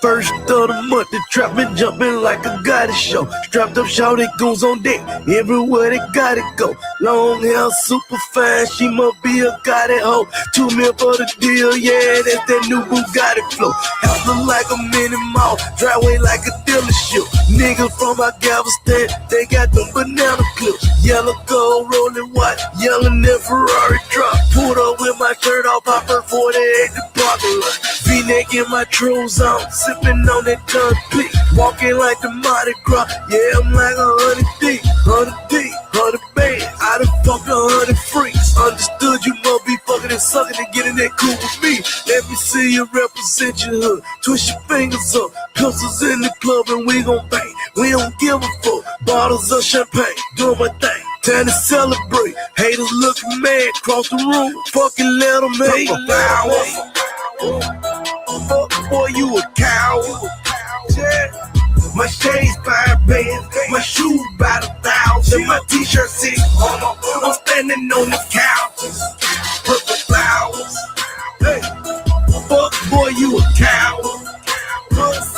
My shades 5 bands, my earrings 50,000, my t-shirt 6 I'm standing on the couch. Purple flowers. I'm sipping on purple flowers. I sent you big purple flower, and I fucked that bitch for an hour. Woo. I'm a Rob, got it when I see him. Suicide attempt, falling on these niggas, plus I'm dunking. Bitch, I'm Sean Kemp. Pull up in that Rari, 360, bitch, I'm Dominique. Bullets doing the fucking windmill when they out the speak. All I do is ball, nigga. All I do is turn it up. Let you nigga wipe these hoes. All I do is burn it up. Set up appointment, get in the back of the line. Been my calendar for money took over my mind. Money took over my future, bitch. I pull up in that Fisker, feel like I'm back to the future. And I got them niggas there to shoot you. Smoking purple, that super. We rockin' Sachi Medusa. Us real niggas and screw up. You play with me and I know ya. It's purple flowers. Fuck boy, you a coward. Yeah. My shades 5 bands, my shoes about 1,000, my t-shirt 6 I'm standing on the couch. Purple flowers. Hey. Fuck boy, you a coward. My shades 5 bands, my earrings 50,000, my t-shirt 6 I'm standing on the couch. Purple flowers. I'm sipping on purple flowers. I sent you big purple flower, and I fucked that bitch for an hour. Woo. Purple flower, purple flower, purple flower, purple flower, purple flower.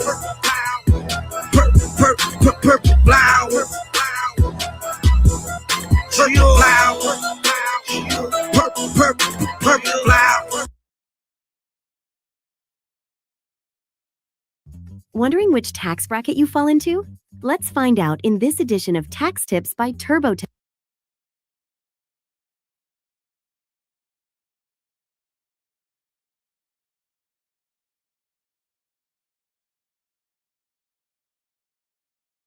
Print 2, HD, 1017 Bridge Squad.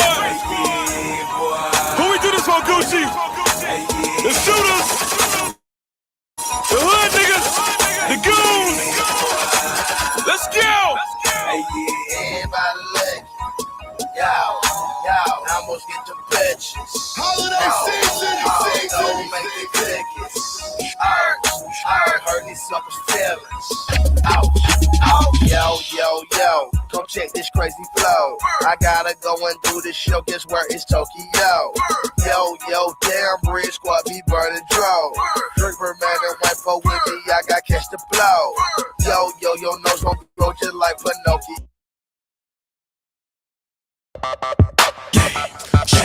Grown ups, in between, churning babies. Right about now, it's your boy, you heard, back again. DJ Manny, fresh. Yeah, fresh. Fresh.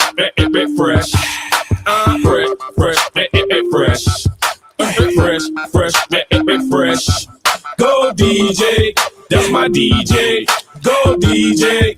That's my DJ. Go DJ. That's my DJ. Go DJ. Yeah. Well, Weezy Wee. Step up to the mic, dude. Do what you do. Ladies and gentlemen, what you have here is brought to you courtesy of the young man, Young Carter, and the great man, Manny Fresh. So what I want y'all out there to do for me is say this. Say go DJ. Cause that's my DJ. Say go DJ. Cause that's my DJ. Say go DJ. Cause that's my DJ. So go DJ. Cause that's my Murder 101. The hottest nigga under the sun. I come from under the Tommy, bustin' the Tommy. You come from under your garment, your chest and your arm hit. Pow, one to the head. Now you know he did. Now you know I played like a pro in the game. Nah, better yet, a veteran, a Hall of Fame. I got that medicine, I'm better than all the names. Hey, it's Cash Money Records, man, a lawless game. Put some water on the track, fresh for all this flame. Wear a helmet when you bang it, man, and guard your brain. Cause the flow is spasmodic, what they call insane. They ain't even my motherfucking aim. I get dope, boy. And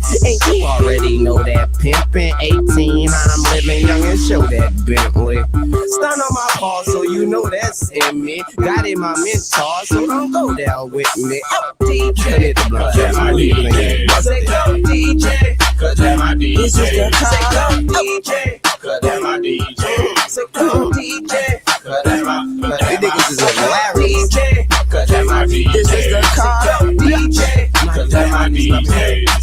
DJ, put your binoculars on. Try to see me. Let's go. And I move like the coupe through traffic. Rush hour GT bent, roof is absent.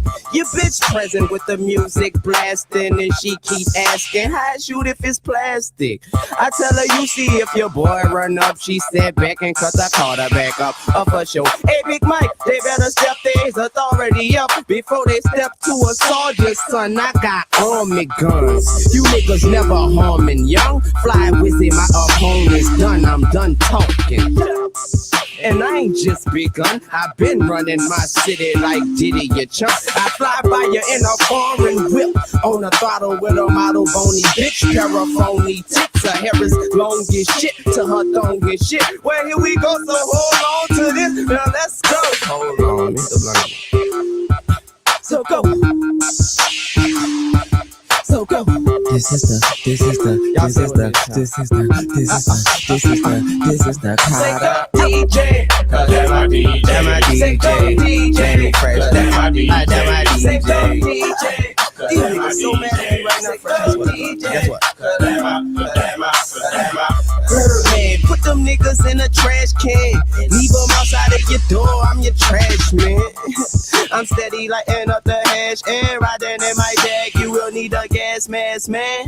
You snakes, stop hiding in the grass. Sooner or later, I'll cut it out the blades in your ass. You homo niggas getting A's in the ass. Why the homie here trying to get paid in advance? I'm staying on my grizzy, I'm a bona fide hustler. Play me or play with me, then I'm gonna find your mother. Niggas wanna eat cause they ain't ate nothing, but niggas wanna leave when you say you out of mustard. So I'ma walk into the restaurant alone, leaving behind just residue and bones. In your residence with Rugers to your dome, like where the fuck you holding the coat? Holding your throat, choke. So go. So go. This. Y'all stay with me. This is the color DJ, and I'm a DJ. Manny Fresh, yes, that's my DJ.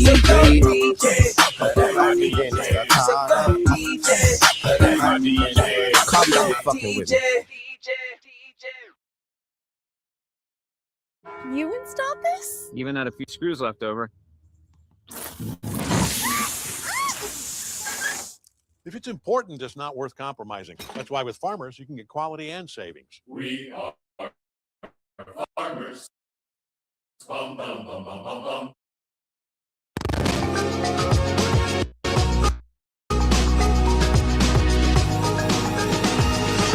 Yo. Let me pause this shit real quick. We're going to keep the motherfucking music going. I'm going to say, cut the music up, please. What's up, Dirty Ice? What's happening with y'all? Shout out to everybody in the chat. Cajun Spicy. Top of the AM. I know you go. I don't know what the fuck what's his name was just playing. That shit put me to sleep. Whatever the fuck OTK was playing, nigga put my ass to sleep, nigga. You was up here having history class. What everybody on, man? Happy motherfucking Sunday. I was gonna restart this stream. I was gonna take an hour break and come with a new title because I got like 3 or 4 hours left on this motherfucker, but this bitch going for a little minute. Hold on, give me a minute. All of us went to sleep. Yeah, that shit put me to sleep, nigga. I was like, man, what the fuck is these niggas up here watching? These niggas gonna have a history class, this motherfucker.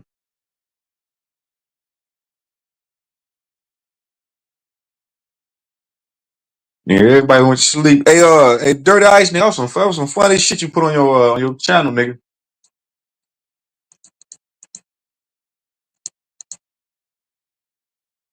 What's your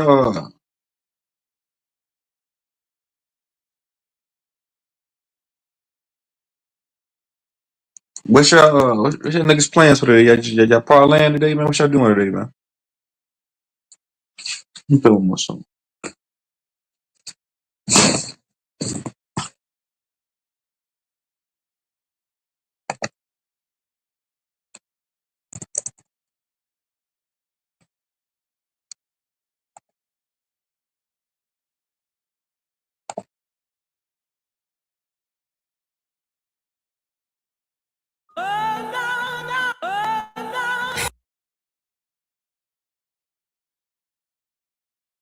You are watching a master at work. Yeah.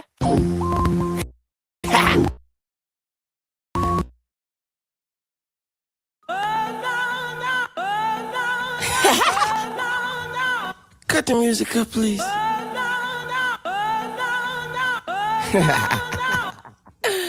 Yeah, I play the bullshit from the back seat, champ. Yeah, I'm in the back seat, still got the seat back, feet back, stay from where the fake be at. Nigga snitch for the shine, where the patience at? Nigga make his own brother faces back, give love then take it back. Good grief, man, this world is quite heavy on my aching back. Cops killing for crack, you know the story, snakes eat rats. Face the facts, you can't change them, can't shoot it if you can't aim it, can't miss them. Kill you, then you can't blame them. That's just how the dice roll when you can't fade them. Get too deep up in that water and they can't save you. Me, I come out of that water like I was just bathing and watch my step on the wet pavement. Yeah, I'm from the hood, so I rep them where I can't take them. Holly Grove was his last statement. So nigga, get that look off your face and recognize you got a cook in the place. They call me W-E-E, crooked letter Y. I'm so high, I skeet and any nigga dime like she's mine. Street sweeper in the back of the hedge, make me pop the latch. Leave you bloody with the cops to match. Bullet holes in your speakers from the chopper blast. Like as bullet holes in your sneakers got you hopping back. It all stopped when they hit you when you're topping back. No cocking back. Silly motherfucker, you ain't heard about this. The clips ain't down to the dick. That's an automatic shotty from a drum they call Tommy. Guaranteed to get you bitches from by me. When I hit every piece of your visible body, he leaking. Mortimer is no longer leaping, he's sleeping. Why you pussy niggas is sleeping? I'm thinking deep in thought. The boy ain't even winking. Bob Marley got me stinking, stacking figures. I'm standing firm, life's a slinky. Pipes is filled with crack cocaine, and the dope go inside of the veins. From where I came, though I bear a name, only one can live with. Coach, they won't knock me off my pivot, forget it. I'm sicker with it. Pick a city, buy a condo, find a fine hole, let some time go chill. What you know about a bongo, having the mind go over a convo about dough, nothing. Man, the four-wheelers look so good on the sand. Yeah, tank top, pocket fan, no pocket knife, no handgun in sight. Just that rap, tap, tap, tap, tap, tap, tap, tap, boom.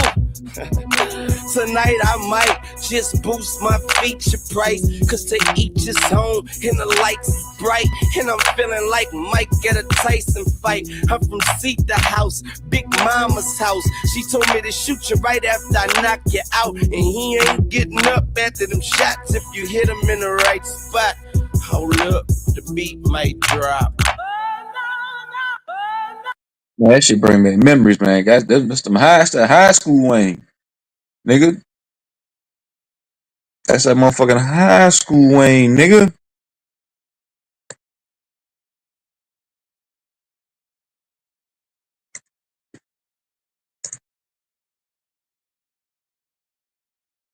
Robert Humphrey, what's up with you, nigga? What's good with you? That niggas on, man. This OTK, I know is you up here my good, comeback. nigga. Start yours today at I'm trying to think of a new title purdueglobal.edu/dreamjob. for the stream later on, All man. the things you need for all the I things you got do. something in mind. Zorro.com. Tools, parts, and supplies for your business. Wow, man.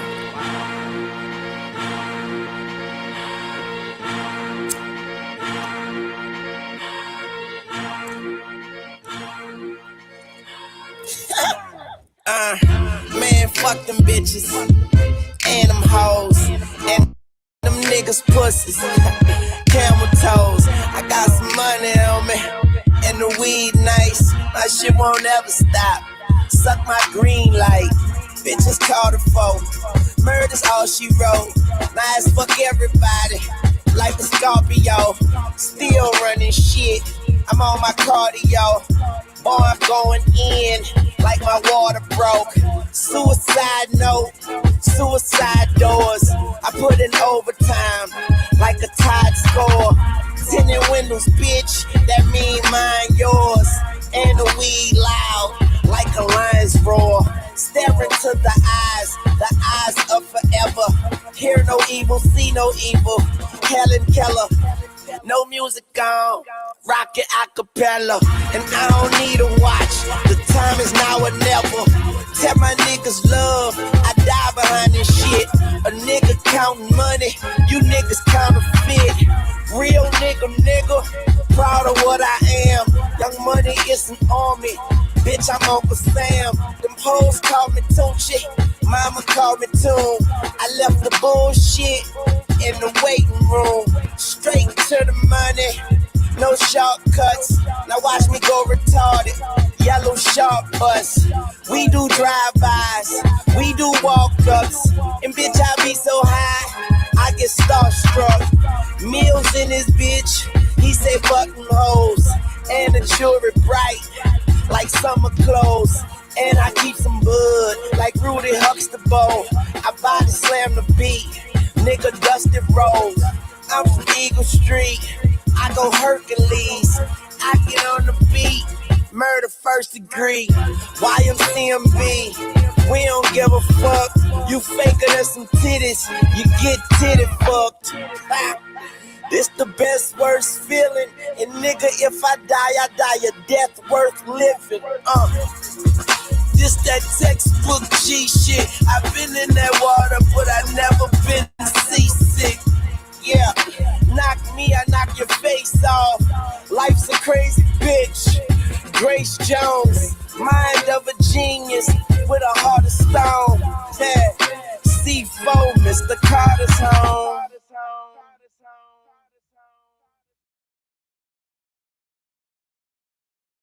New Hyaluron Tint by L'Oreal Paris. Hydrates like a serum, lasts like a stain. You're worth it. Dunkin's $6 meal deal. Get a medium coffee, 6 crispy hash browns, and a bacon, egg, and cheese for $6.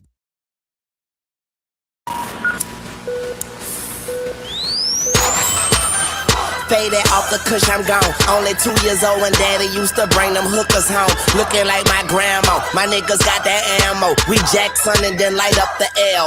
Samuel, Tunchi in this bitch, nigga. Y'all niggas bitch, niggas. Rats gon' rat and snakes gon' hiss, nigga. Baseball rich, nigga. Do this shit for all my homies. Where them bad bitches at? Come and put that pussy on me. Tunchi, you a murderer. Boy, you just be killing shit. Yeah, you know that money talk. I am the ventriloquist. Tranquilizer in a trunk. Put your ass to sleep, man. Birdman Jr. got the world in my wingspan. How you niggas wanna have it your way? Burger King, I get deep in that pussy. Digger out, surgery. Fucking with a real nigga. Fucking right, certainly. Break in your fucking home. Take your life, burglary. Whoa, nigga. Die slow, nigga. For dear life, you're holding on. In vogue, nigga. Unload, nigga. Reload, nigga. Tools on deck. Home Depot, nigga. Well, if life is a bitch, then mine a gold digger. Yeah, and all my bitches nasty like a cold dinner. Every day I go so hard and work my ass off. I'm good, I'm 100 like a fastball. It's called a foe. Yeah.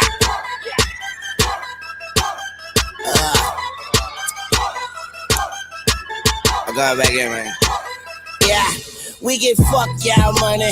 How you want play it? That AK sleep on the side of my bed. That's one eye closed, one eye open. Your cap get peeled like ibuprofen. I'm sick, I'm ill. I ain't the nigga to fuck with. It's a crazy world and life is shorter than Bushwick. Young money, man, we got this shit by a landslide. Boy, I send them bloods at your ass like a tampon. Uptown shit, wet the whole party. Weezy gon' ball like Steve Harvey. The heater, I'm a tucker like D-Loris. That's my word like D-Saurus. I don't see no future in your front and I be stunting hard. Rap game depending on me like a budget card. Fear nobody but God Almighty.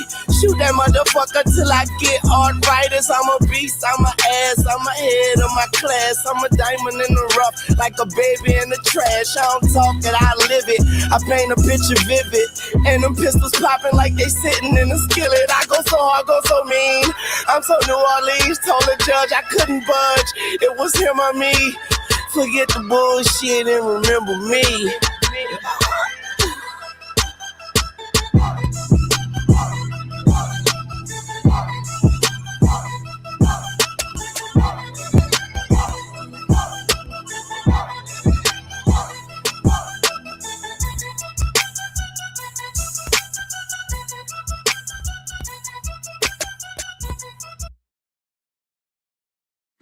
Yo. Man, what's good? I'm gonna give you niggas 20 minutes to hit this link. And I'm gonna shut this motherfucker down. I'll come back later on with another live stream. We'll continue this shit later. But I'm gonna give you some niggas time to get your shit together. But I probably will shut this down here in a minute and come back later with some shit. Cause I got a special title that I want to give to somebody. I think I know who she is. I got a picture. I already got her picture and all. I'm gonna put it in the thumbnail. I got a special title. Loving you is easy cause you're beautiful. Do. Oh, remix that shit. Do.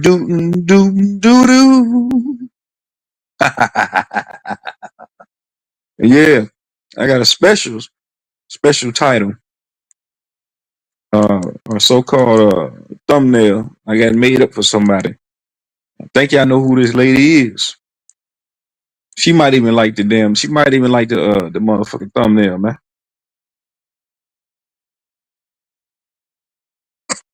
Nigga, Dirty Ice. What's happening with you, man? What it do, my guy? Hit that. Sound like you, bro. What you got going on the docket today, nigga? What you got going, man? Shit, Nigga, just Rob. bullshit. I was about to shut this motherfucker. I know you will. I heard you. I was like, man, let me jump in. It's morning. I'll be Yeah, up in the I was morning ready. early. I was ready to put an end to this motherfucker, but I'll keep it going a little bit longer. But I am gonna start a new live later on. What y'all niggas? So y'all just chilling? Hell yeah, Yeah, man. I forgot I'm time just went kicking up. it, man. Rolled up. I'm rolled up. You know what I'm saying? I got, doing my research. You know what I'm saying? Doing a little studying, trying to find me something to put up there on the table. You Searching know what and I'm saying? On my reaching. channel. I feel you. You did. Yeah. People don't know about that, man. They level one with it. When you start searching and reaching, you climb another levels. But we ain't gonna jump too deep tonight or this morning. My bad. I don't know. Them niggas had a Salute. video. Them niggas had a video playing. I don't know what the fuck that trash. I don't know what. I was listening. It's informative. I liked it. You said it put you to sleep. Yeah, actually, man, them niggas be getting into that shit, man. I doze off like, man, I don't want to listen to this shit. I feel like I'm in fucking in school high school all over again. Yeah, it's hard to pay attention to that teacher format. You know, that's Yeah, how low you be talking, man. That's what I was saying. But we used to it. But when it's like that, yeah, man, that shit will put you to sleep. I'm glad I it's run listen to early. that nigga Lord, listen to that shit, nigga. I feel like the Right. teacher don't know. I would like the teacher done roll the box TV in the classroom again, nigga. That's what I feel like, nigga. The VCR. Room dark and Room dark, sleep. nigga. I'm like, oh shit, it's time to go to sleep, nigga. As soon as your Yeah, teacher roll that goddamn exactly. TV, that motherfucker with the DVD player and the VCR combo. Oh yeah, it's time to go to sleep, nigga. And then you gonna have a pop quiz right after. The Pop pop quiz, quiz, yeah. the pop quiz right after. Sometimes you might get lucky. Say pop quiz tomorrow. If it go, Oh if it go, yeah. nigga know damn well he ain't watched the whole damn video. Facts. That shit be crazy. You only can study the notes you took on the video, bro. Them early high school years, hell yeah. One nigga, That shit. what truth set you free at? Yo, bro, that was the first two videos he put up. He put up 3 videos. The first 2 were fucking dope. Really fucking dope.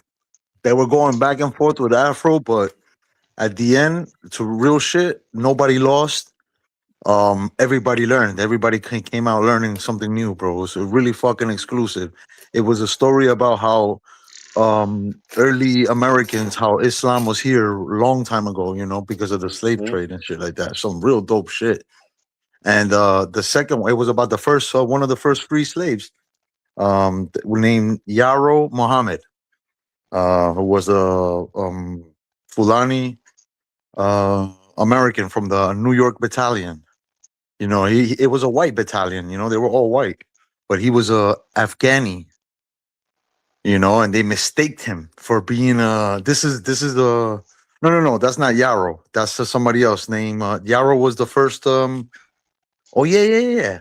They mistaked him for being a native Indian, like a slave. So they fucking captured him and they enslaved him. But he wasn't he was Afghani. But he was dark Afghani. So they fucking grabbed him up and they confused him and they just threw him in, all that shit. You know what I'm saying? There's an ill story, and he escaped by getting on a train, and he ended up in Washington, D.C. and walked back to Virginia until he found this company. Yo, bro, that was a fire story. The second one was about a native Indian. I can't explain. He was Afghani, and they confused him for being a native Indian also.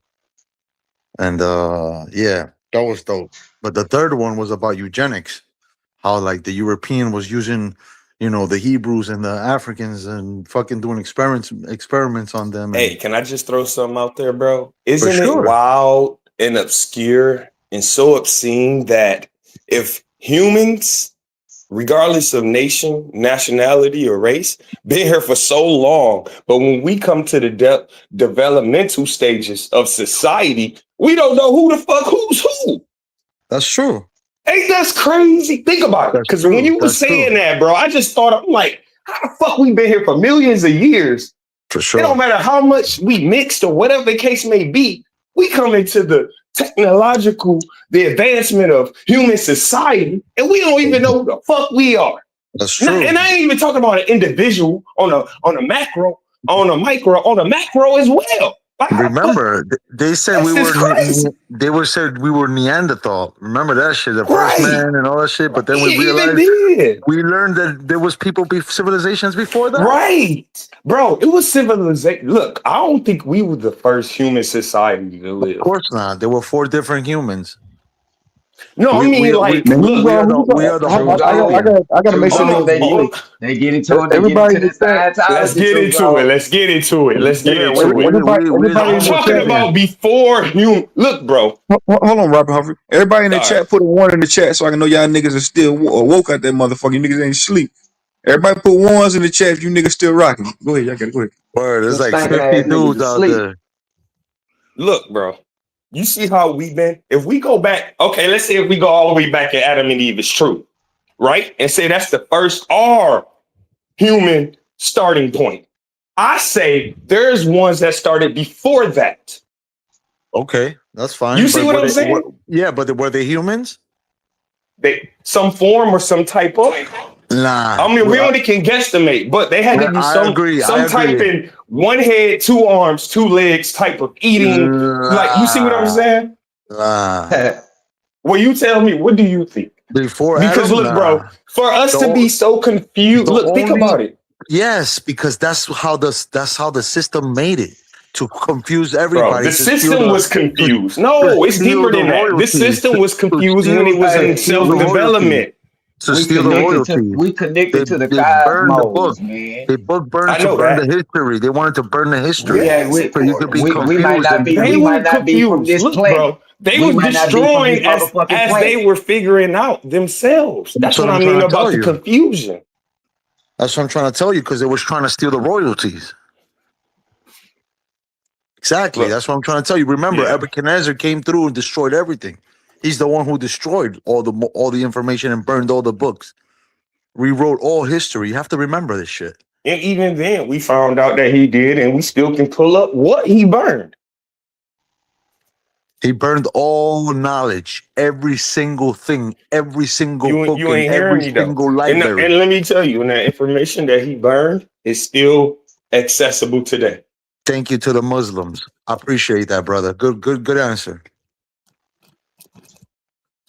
So this really, technically, you can't get rid, or you only can hide it for so Hey man, long. who the fuck is Nebuchadnezzar? Where the fuck Nebuchadnezzar come from? That's what's up, OG. Good question. He's one of those kings that I think reigned from I'm not For a too long sure. I time. think he was from the Byzantine era or he's from Babylon. I'm Let's gonna talk say he better about not it. He be. is from I'm Babylon, gonna yeah. say he Let's talk better not about be it. from Mesopotamia. Let's talk You know what about I'm this shit. saying? Babylon today is modern. Babylon is ancient day today, basically. But he Cause was I like just found that would be like the U.S. president. Cause I just found out that Allah got brothers. Why wouldn't he? Almost everybody that was some of importance had brothers and sisters. And he had a father.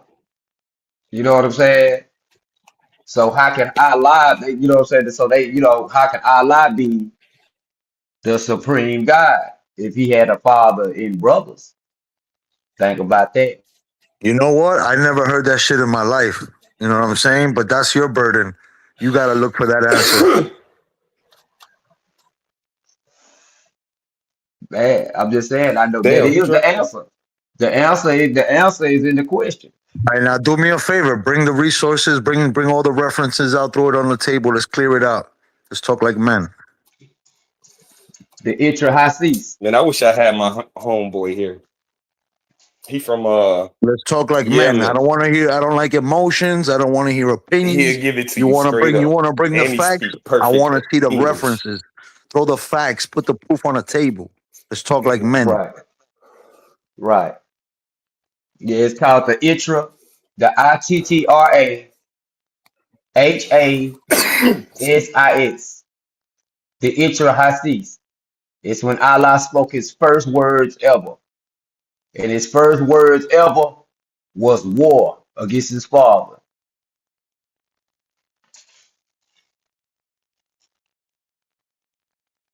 What you This think was in the about that? physical realm. Was this what is the context behind this? It's nice that I hear you guys talk like that. But if you don't know that Allah's attributes, how could you ever know who Allah is? If you think if you think that Allah is arm, leg, arm, supreme head, then you're absolutely wrong. You're on the right track, but on the wrong train. Let's start right there.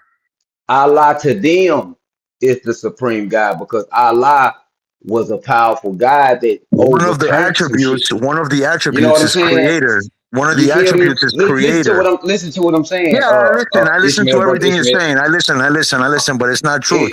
You got to understand You ain't that speaking truth, family. the You're telling me the that respect. somebody I created got Allah. respect for him. You're telling me You know that what I'm saying? somebody created Allah. Who created Allah? Then Yes. that's God. Then that's God. What are you talking about? That's a good question. It's the Do you stupidest shit know? I've ever heard Guess in my what? life. Some pseudo Guess shit. what they?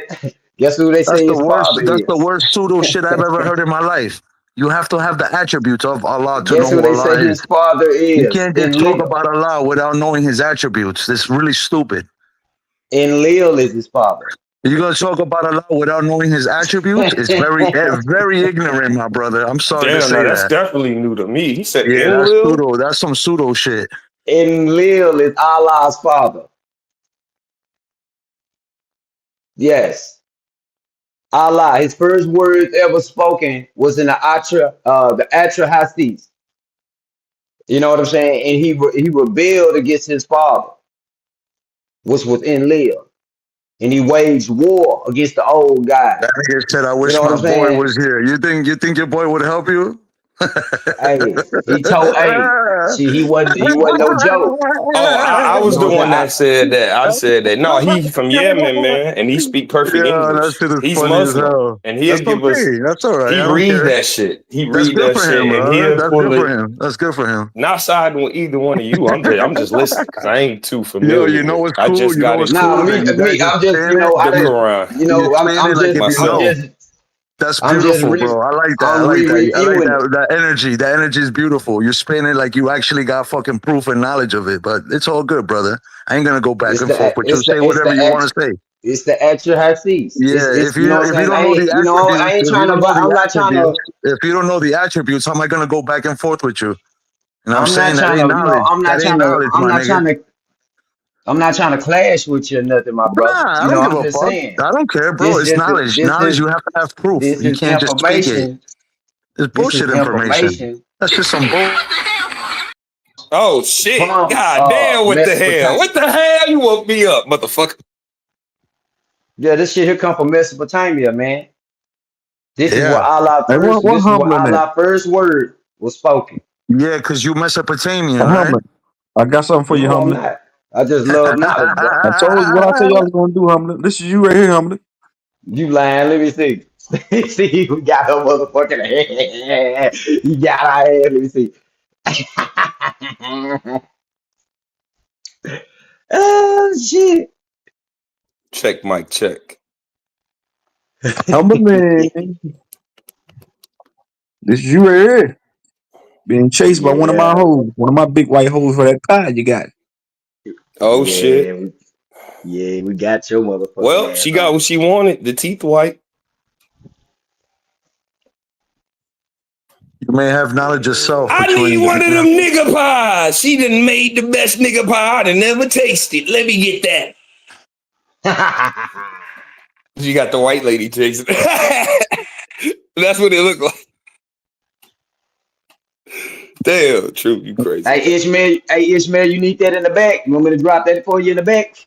Yeah, you Or can you do good whatever you on? want, family. You can do everything. I've heard of mad pseudo shit, so you can throw it down. I have no problem in looking at that. That doesn't mean I'm gonna sit back and fight you and debate you and all that bullshit because whatever. That's a different level for me. You know what I'm saying? I stay in my lane.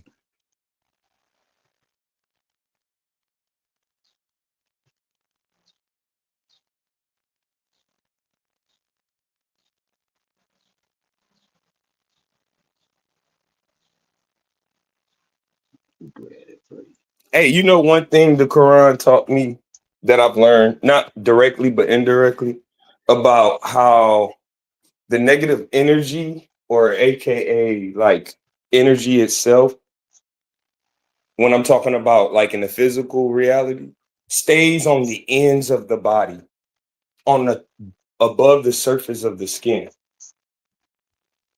And the reason why the 7-day washing happens because of the contact you come, not just only with people, just through environments.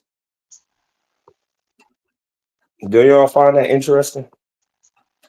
Yeah, I find interesting that you know knowledge of self, but you don't know knowledge of God. So I appreciate you. Hey, I'm different. This Robert Humphrey, nigga. This ain't what's the name? And I never went against the Quran, bro. I just told you I just recently became just started reading or studying. Yeah, nobody's going against the Quran. Right. He feel Nobody's like he going being against none of the that's why I holy wish my books. homie Wally was up here, man. He from Yemen, bro. He'll tell you. And Yeah, I y'all, need you'll help. probably agree on a lot of things, but he studied that shit since he was Oh, born. I see. And he taught me a lot. And even when I try to test him and go against it, he ain't never get that hate or get that pushback. There is no hate. You crazy? We can't, bro. You think we're gonna sit there and argue with that shit? No, of course not. He definitely don't. That shit is But he bogus. got patience. He got time. He'll listen to your Yeah, whole point and he'll yeah. refute it with actual statements within the Quran. Not everybody has manners like him. I'm glad that you look up to him. I don't look up to him. I look him eye to eye like any man I would. Hey, Jack. And I ain't looking up him like he my daddy or something, or he higher than me because he know more than me, or something I find interesting he know about. No, nigga, it's informative, and that's just that. It's gonna be what it's gonna be at any given day of the week, nigga. It don't matter about how religious, spiritual, or I don't give a fuck. You can suck a dick after that point if you think you know more spiritually, nigga. So that makes you better man physically? No, motherfucker. Physical capabilities is what makes a man better than another man. Come run 10 miles with me. Come run 15. Let's do push-ups for 30 minutes straight. And only time you can rest is in the up position. Let's do shit like that if we want to talk about who's better than who. We only can bring so much in this physical reality to show spiritual power. So on that case, we all the same. But if we really want to talk man to man, then let's see what we can do then. Because I'm about that 24/7. And almost half of y'all can't even keep up 10% of what I can do, let alone sustain what I do. And I always burn more than what I intake. If you know what that means, call me a stream being if you want. Nigga, catch a left and a right at the same time. Nigga, I'm a switch hitter, like I said. You said you gonna hit him with a double punch? Hell yeah, I'll do you a Pacquiao. You so easy to fight out. How you know how he did what's the name when he's whooping his ass, Timothy? Yeah, the ref was like, oh, you can't do that. I'm like, this nigga ain't doing shit. All he doing is blocking. Too bad. Yeah, I'm gonna give him like, hey, defense down, nigga. It's okay. But my bad. Man, hey, but I believe that the spiritual is way more dominant than the physical. We just see the physical. We just see the physical. That's why I the spoke trick. from that point. That's the trick for us to be able to see. You know what I'm saying? Because I've seen somebody morph right in front of my eyes through their anger, and like motherfucking me. They whole like, you know, physical face change man, and they shit. they whole energy shift to like nigga, they done turned it to a nigga that's 7'8". You know what I'm saying? Like, damn, nigga, you blacked I out. And experienced it and I seen ain't it. never in my life seen you like that. You know what I'm saying? But the thing For about it real. is how you overcome that, or to show your true power, is you be able to do that, but not even react on it. You see what I'm saying? Because in that moment, people lose their mind. Yeah, you go. People lose their mind when they're in the moments like that, and they not even them. They them, but they another side of them. You know. So yeah, you got to subdue that. Though. You got to subdue that up in you. Yeah, but you're right. Spiritual holds way more weight, even though it's not even in a physical matter than physicality. You're right. And that's why we get in these debates and debacles about religion. But this is the crazy thing, because we always say, man gave us religion. It really is about spirituality, but they trying to play that out. Nah, there's no such thing as religion, bro. Exactly. That's what I just said. There's no such thing as religion. If anything, there's only one religion. It's called monotheism. And what is that? Believe that there's one higher supreme being, the first. The most high, the most high. The most high. And the means, the is different from the. I can say the mountain. But there's many mountains. The means it's the only of its kind. Thank you, family. Yeah, man. He always cutting off the moments, man. He always cutting off the moments. It's all good, true. I started a new live stream. Hit that link in the back chat back there. Let's go. Everybody in the chat, hit that link in the chat. We're going to eat some humble pie. Some humbling pie, I mean. We're going to have some humbling pie. So everybody up here, hit that goddamn link in the back. Everybody in the chat, hit that link in the chat. We're going to a new stream. We're going to have we're going to have dessert. We're going to have some early dessert. We're going to have some humble pie, humbling pie.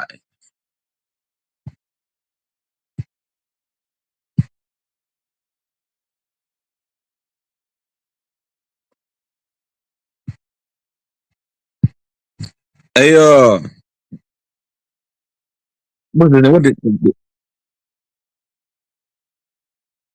everybody hit that link in the chat. We're going to a new live stream. We're going to have some humble pie. Humbling. Bro, go to the new live stream. Ishmael, hit the link in the chat down there. Damn. I gotta get out. Let me get out first. Yeah, go to the new live stream.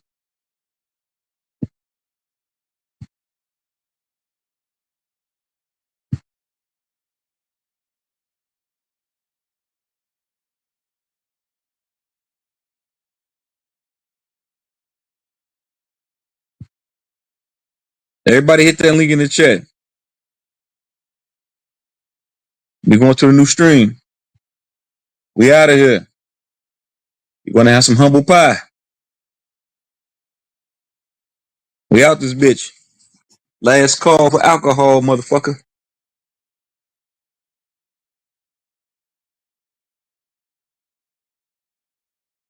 Last call, motherfucker. Hit that link in the chat. This link right here. We're going to the new stream. Humble pie. We're gonna have some humble pie. I'm here, nigga. Give me a minute. I'm here. Dirty ice up here too.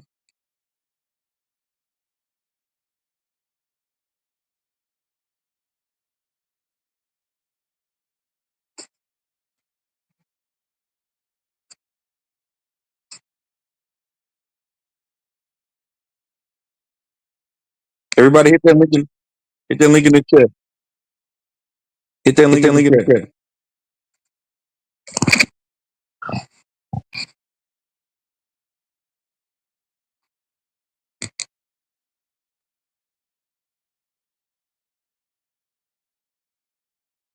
Dirty ice, what you doing back over here? Hold on. Let me shut this one down.